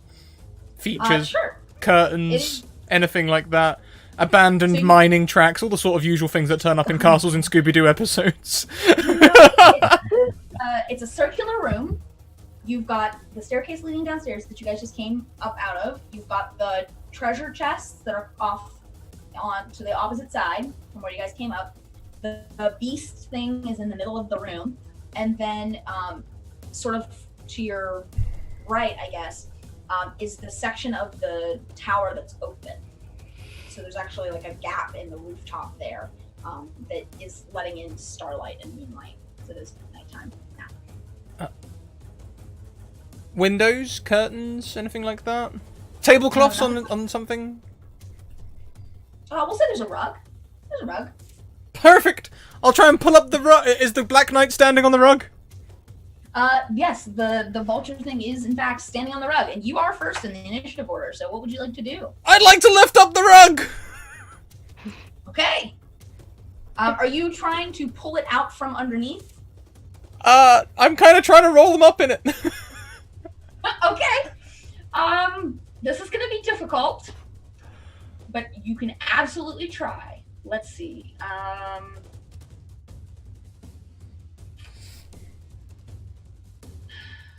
Give me a dexterity check, and if you have acrobatics, you can add that.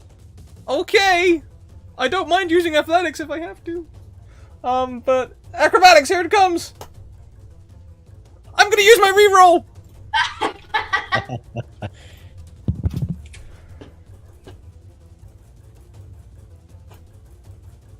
That's not much better! That's not much better. You're able to like pull up a little corner of this rug and sort of toss it at this demon thing, but it very easily dodges out of the way and looks at you and makes that noise. It does not seem amused. Oh no! Get him, Rube! I'm gonna bodically inspire Ruby. Which again is combat inspiration. Awesome. Then with Scrapper next. So, how big is it thing? Because I'm size small, right? Would this be like size large or small? Medium? This is technically, it is size large, actually. Yes. Oh, it's size large. Ooh. So, right? And am I size medium or size small for a halfling? Are you a halfling? I think halflings are size small. Size small. I'll double check, but I think so. Yeah, halflings and gnomes and such. Size small. so that's not gonna work. Yeah, you are size small. Okay. All right. Either way, it's like, all right, guys, we got him right where you want him.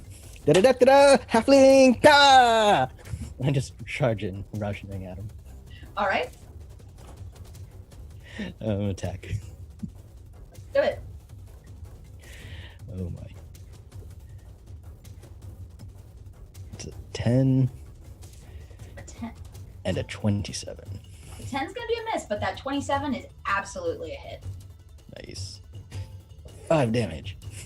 Awesome.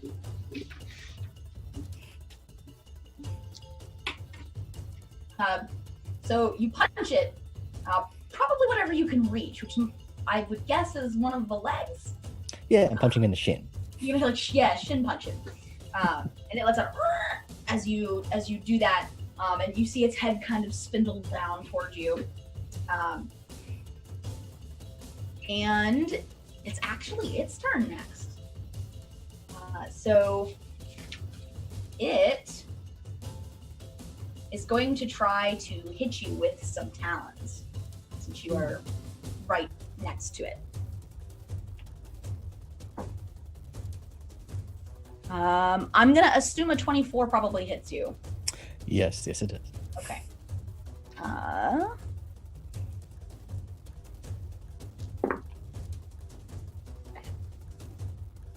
That is going to be 14 points of slashing damage as it rakes you with its claws.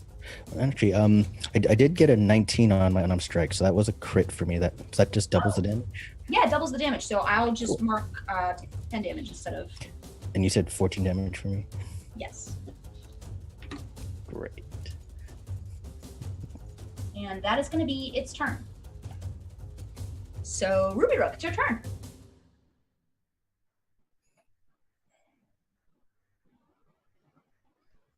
Ruby Rook, you're muted. We can't hear you. I'm going to use my bonus action to go into rage because it's attacking my friends. And I'm also going to do a... Where did it go? I thought I had something called reckless attack. Where'd that go? There we go. Yeah. When you make your first attack on your turn, you decide to attack recklessly, giving you advantage on melee weapon attack rolls. But I will have advantage. They will have advantage against me until my next turn. Good.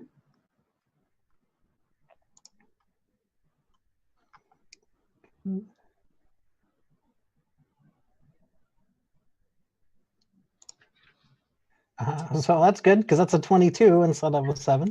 And that's going to absolutely hit. All right.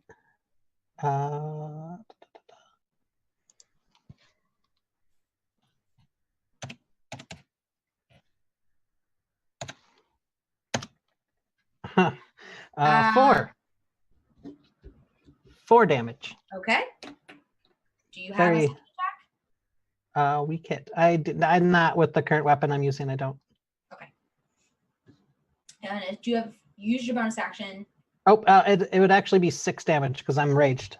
Ah, perfect. Yeah. Mark that down. I think rage does Okay. damage.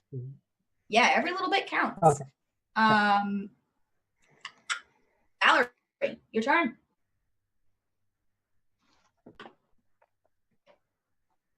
My, Alright, there you go. just so Ruby is aware as well, combat bard, you can add your d6 to damage as well. Yes, I forgot about that. I'll do. Yes. Sorry. Would like to add that? Sure. Yeah. Valabard is great, y'all. This is my first time I love Valabarding. You can add it to everything. Yeah, you can add it to, like, if you get attacked, you can add it to your AC and stuff. Yeah. Valabard is amazing. It's a D6, right? Yeah, d6. I only took 3 levels of bard. Okay. Yeah. Yeah. Everything helps? That's 8. That doubled between that and the rage. That doubled the damage. Good. All right, Valerie, what you doing? Alrighty. Has Baggy told people that there's a seam or anything, or do we any of us notice it or anything like that? Nobody noticed it except Baggy. Baggy, it's up to you whether you shout something out. Nope. Okay. Let's go. I'm going to cast Bless on our dear sweet party. Okay. So I think I can choose 3 people. Yeah, so it's first level spell. Oopsies, I actually got rid of 3 spell slots, so that's why. So now all 3 of you, I'm not including myself in this. Whenever you make an attack roll or a saving throw before the spell ends, you can roll a d4 and add it to the roll. Very nice. It's concentration up to a minute. Excellent. And who got hit before? Someone got hit, and it was a beefy hit. Trevor got That hit. was me. Scrapper. Okay. Yep. I'm gonna heal. I'm gonna use healing word at 2nd level to heal you a little bit. That's my bonus. There you go. So that's 9 healing for you. Nice. Aggie, we are back around to you. Oh, zoinks! I didn't take any weapons or anything, and I don't honestly think I'm that way inclined. I'll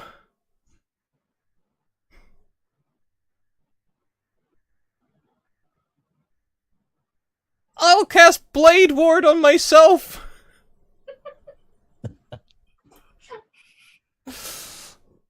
Just in case, tactically. What this means is I'm gonna hide in something. But just sort of like wear it like armor, Did you even take the armor off from downstairs? No, that's it. I kept the chest plate on. That's the Blade Ward. Very nice. And with my bonus action, I'll be like, come on, Rube, you can do better than that, as I give my last lot of combat inspiration to Ruby.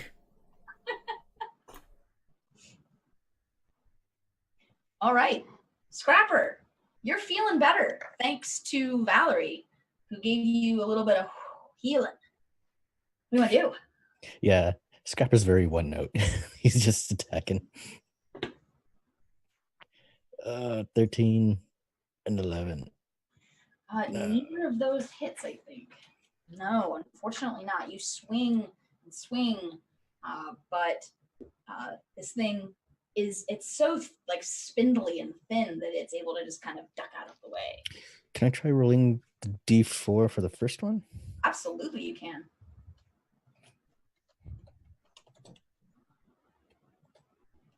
No. Does 15? 15 is... 15 is a hit. Nice. So 5 damage. Awesome.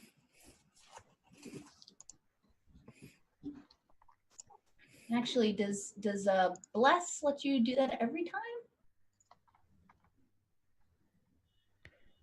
Yeah, it says whenever you make an attack roll, you can roll a d4. So I think you can roll a d4 for your other one as well. Yeah, it's concentration every time. So until I lose concentration or a minute passes. Okay. That's a 12. So unfortunately, that makes it 12, which still doesn't hit. But still, that's awesome. Bless is very useful. Scrapper, anything else you want to do on your turn? Nope, he's a bit too big for me, so that's all I can do. Okay. The creature is next, and it lets out another noise and is going to. Ruby Rook is now in there with you, Scrapper, and this this creature is going to try to peck Ruby Rook with its beak. That is not going to be a hit. So, Ruby Rook, do you have like a shield or anything, or are you just dodging? Just dodging. Yeah, you get out of the way. That head coming towards you looks like bad news. Next is Ruby Rook. Their great axe failed them, which doesn't happen very often in terms of the damage that it did. So they are going to drop it in favor of the glaive because it seemed like a sturdy weapon. Yeah. And I think I can do. Should be the same bonuses as your Yeah. +1. I think I can do the reckless attack. I think I can do that every time. I don't think that had a... I think you can. Yeah, so I'm going to do that. And I have 14. Does that include the +1? No, it wouldn't, so it'd be a 15. So it'd be a 15, and actually you'd have the D4 as well from Bless, so that's going to be a hit for sure. Okay. Oh, yeah. Yeah.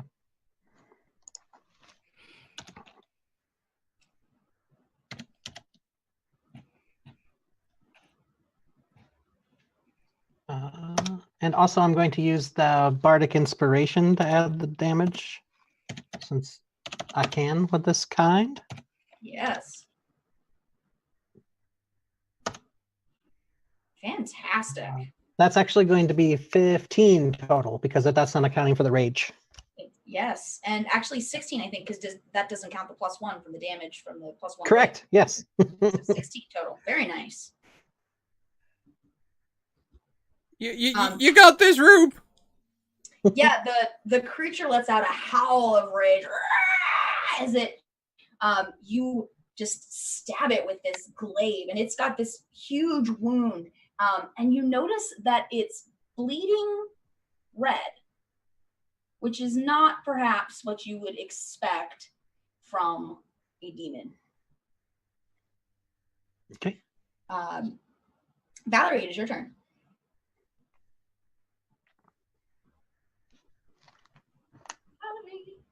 Sorry, I was reading spells. So I noticed that it's bleeding red. Yes, you do. I'd like to just yell out, "Stop!" and I'm gonna cast command. Ooh.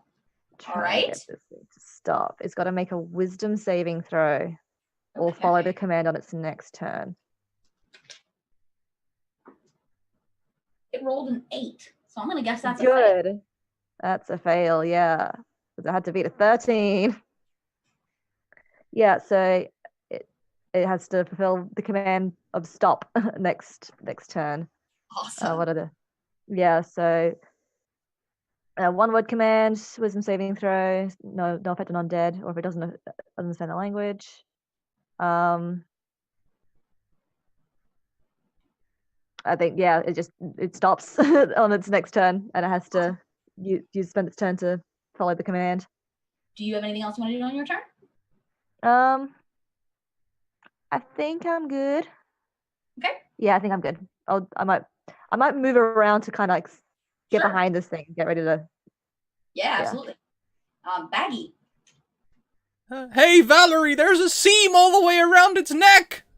Will be what I say, and I would like to cast Zone of Truth. I think I can cast Zone of Truth. Yeah, Zone of Truth. Very nice. On the area, on the immediate area. Okay. So now we can have a spill your guts monologue. I like it. If yours fails, I also have Zone of Truth. Oh yeah, it has a Great saving throw, minds. doesn't it? Great minds. No, I think if we're all in the area, we all have to make the same. Wisdom saving throw? Okay. Christmas saving for yeah. Yeah, it's not very good at these either. That's a 5, so I'm gonna go with no. Beautiful. So it has failed. It is its turn. No, Scrapper's turn next. Yeah. Okay. So Scrapper is going to hit twice. 24 and then 15. Even before the This thing D4 stops doesn't hit. beating. You're good. Right. And because Zone of Truth is cast, for some unknown reason, he feels like he's saying, "It's not my fault that people don't like me. I saved the series."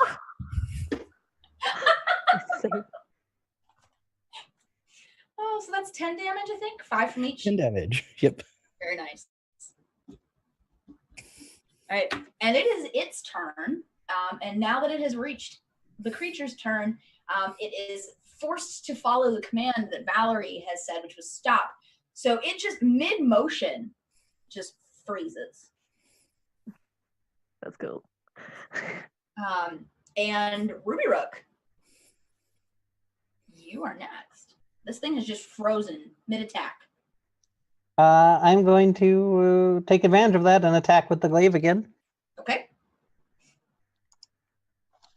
Reckless attack. I didn't say that before, but 26. 26. Yep, go ahead and roll damage. I did it again.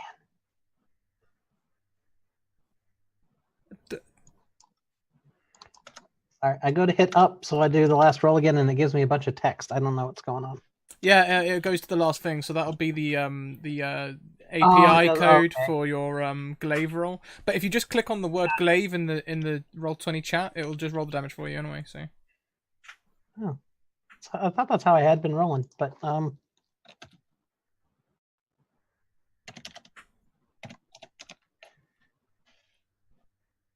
So where it says in oh no, there you go. Yeah. 13 total, and that should have everything accounted. Yeah,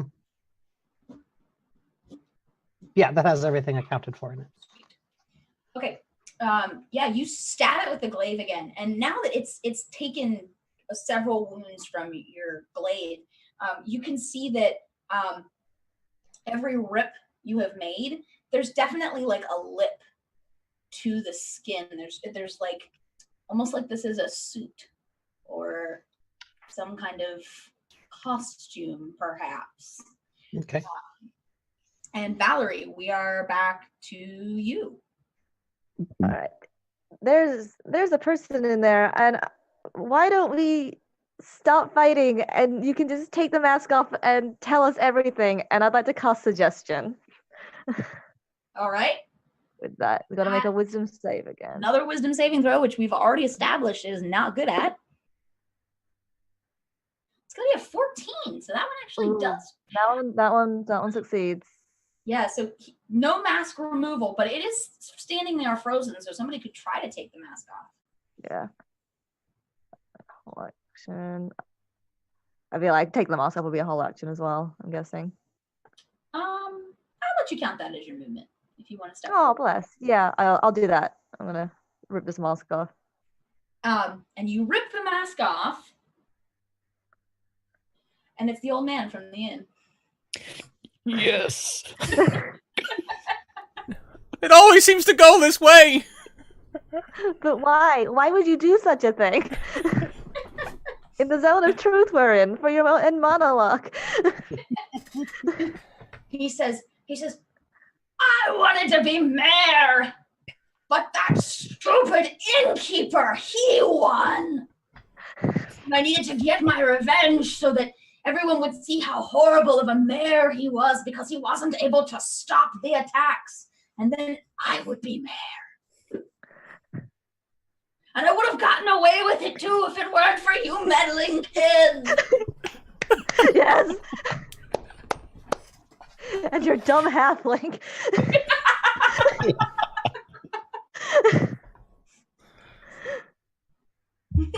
Well, I guess this is usually the point where the cops turn up, so I imagine one of us called the cops, right? I cast message to the town guard.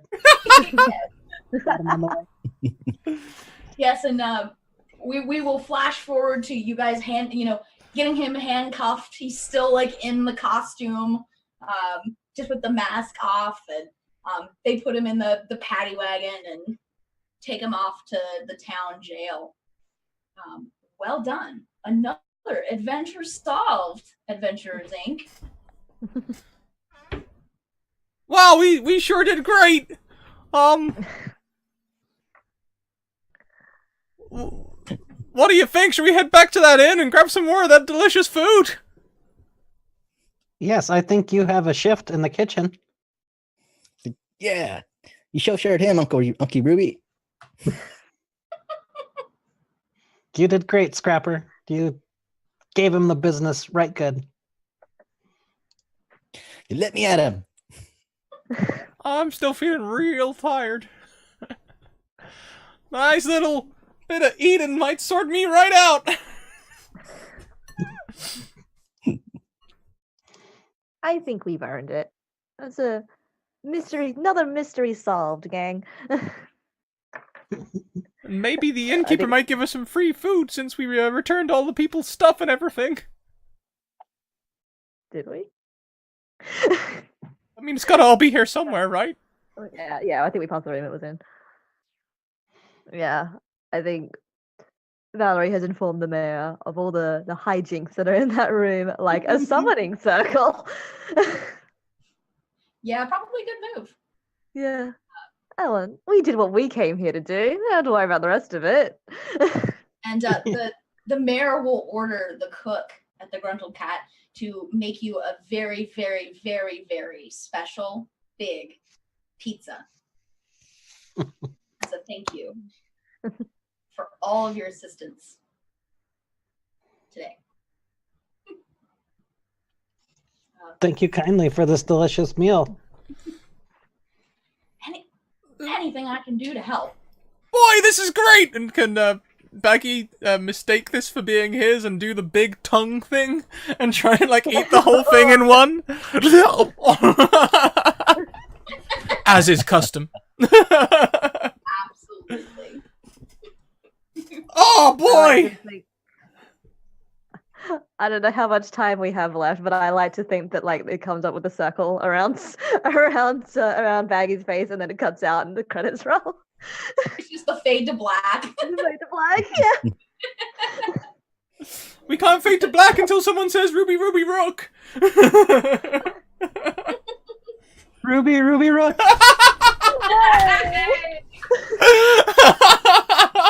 Really? Oh boy. That's something ticked off of my bucket list. That was fun. That was fun. So I have no fun. idea how much time we have, and I'm sorry for kind of cutting that off, but it was perfect timing.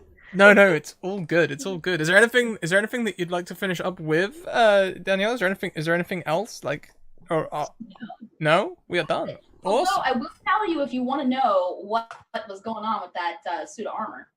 Please. Yes. Please tell us all the things we missed.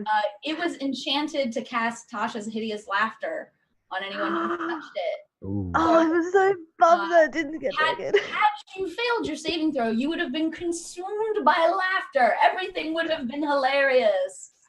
That's such a good trap. If I ever run a campaign, I'm using that. Same. Total same. Yeah, that's good. That is a good trap. Oh, I'm so bummed that no one triggered it. We got real close. Like, my rolls this session have been on absolute fire. You know, like... Yeah, you got such good perception. I don't think I rolled below a 10 once. Oh my god. I'm on the other end of the spectrum. It swings and roundabouts, it always comes around. Well, anyway, here we are like that. at the end.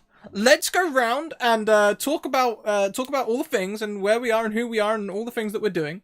And yeah, let's do that. So let's start the opposite way round. Let's go first to Natalie. Oh, hi, Natalie.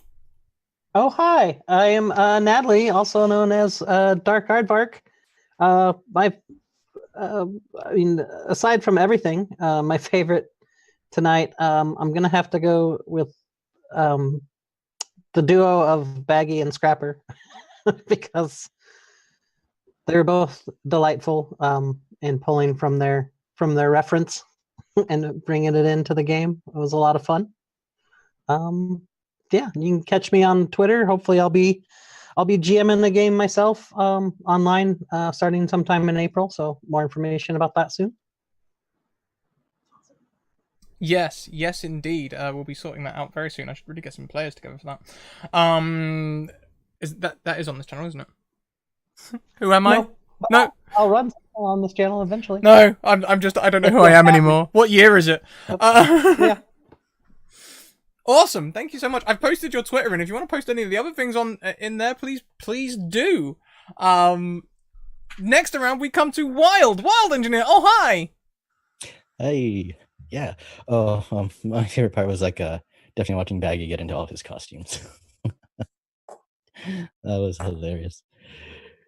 I guess you can catch me on Tuesdays on Encounter Roleplay, where I'm playing Pendragon's Legacy, the Cthulhu version. We're actually having our finale also. And you'll probably see me around here next season. Yes, indeed. And thank you so much for a wonderful session. We'll come to Danielle last, so we'll skip around to Avery. Hello, my name is Avery. I go by Mapbot Online. Favorite part is hard. I don't think I've stopped smiling for this whole session, honestly. I love everyone. Just we got like Baggy and Scrapper who are like key to the character, but I also love Ruby. Just this tired dealing with Scrapper's just bullshit. Just like I'm done with this. I don't get paid enough for this kind of deal, and unintentionally becoming the team mom because someone had to fulfill the role. As for what I do so much. I'm an artist. I'm a freelance artist. I have a Kickstarter going for some enamel pins, which I'll chuck in the Twitch. Again, we've crept up a little bit. We're so close to 5,500 for the Kickstarter, which I'm absolutely blown away by. Support that Kickstarter! I'm gonna be getting more things out there. I promise. You're gonna get more pin designs. It's gonna be good. But yeah, I've done some of the posters for this channel as well, which is a lot of fun. I have a lot of fun doing those. So yeah. Yeah, the Alien one and the last two streams, both of those backgrounds and posters were done by Avery, and more are happening for the charity stream that we're doing in a couple of weeks as well. Every time I see them pop up on stream, I'm like, I do this. That me. It's very heartwarming to see. This one in particular wasn't. This one was done by Laugh Love Lindy, and I kind of feel bad for putting you in a game without your art, but never mind. Fine. Oh, good. This was fun. But yeah, Twitter's the best place to see what I'm doing because I don't know. I live on a constant deadline, I guess. There's never not a deadline in my life. Mood though. I'm on constant schedule. It's mood. So last but most certainly not least, our wonderful DM for the session, clearly very experienced and just streaming for the first time, because my god, did you handle us with skill this afternoon, evening, whatever time it is. Danielle or WryRaconteur. Yes. So I'm WryRaconteur on Twitter, and you can catch me there. I post all the time about what's going on. Lots of stuff around D&D and tabletop, so if you enjoy things like that, you can follow me for my tweets. I tweet a lot about games that I'm playing, or both on stream and in person. And thank you. I actually am currently streaming a game, a campaign on the Phantom Rule Booth channel. It's every Wednesdays at 7:30 if you're interested. It's called Dungeons and Deductibles, and it follows a group of fantasy insurance claims adjusters as they go out and deal with insurance claims in the city of Waterdeep. It's very goofy, very silly, very kind of similar in tone to the one shot tonight. So if you're interested, we'd love to have you stop by. Otherwise, just follow me on Twitter and come say hi.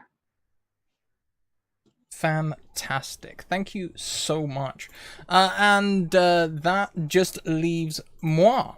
My favorite part. Well, I mean, you seriously enabled me to live out my my shaggy dreams. I thoroughly enjoyed that the whole way through. I mentioned it in chat, but I'll mention it live as well. I literally picked every single skill to fit into one of the cartoon tropes. We didn't use them all, but they're all there. Never fear. My favorite part, I think, has got to be Scrapper just handling business. I totally abandoned Scrapper out in the stable, and Scrapper was just like, yeah, I'll punch everything to death. Which was, amazing. And just Scrapper's tenacity through the whole thing on Where's the Ghost? It's accurately detestable. I loved it. I think that's what you were going for. I hope that's what you're going for. If not, I'm sorry. but I thoroughly enjoyed it. Now, we will be back again in around 20-25 minutes with the last stream of the evening, where we're going back to 1920s D&D in Welcome to BB's Place with V the Crafting Muse, Random Tuesday, Tim Lanning, Torn Pixie, and myself. I understand there's characters, so I'm going to up my character game in just a second while we're away. I'm also going to throw myself out into the UK 2 a.m. air for a second, because my god is this room hot. But thank you all so much for a wonderful, wonderful, wonderful, wonderful game, and we'll be back soon here on the channel. Catch you later, everyone. Bye! Oh, that Zoom delay. See you later. There it goes. I don't know why it's so delayed.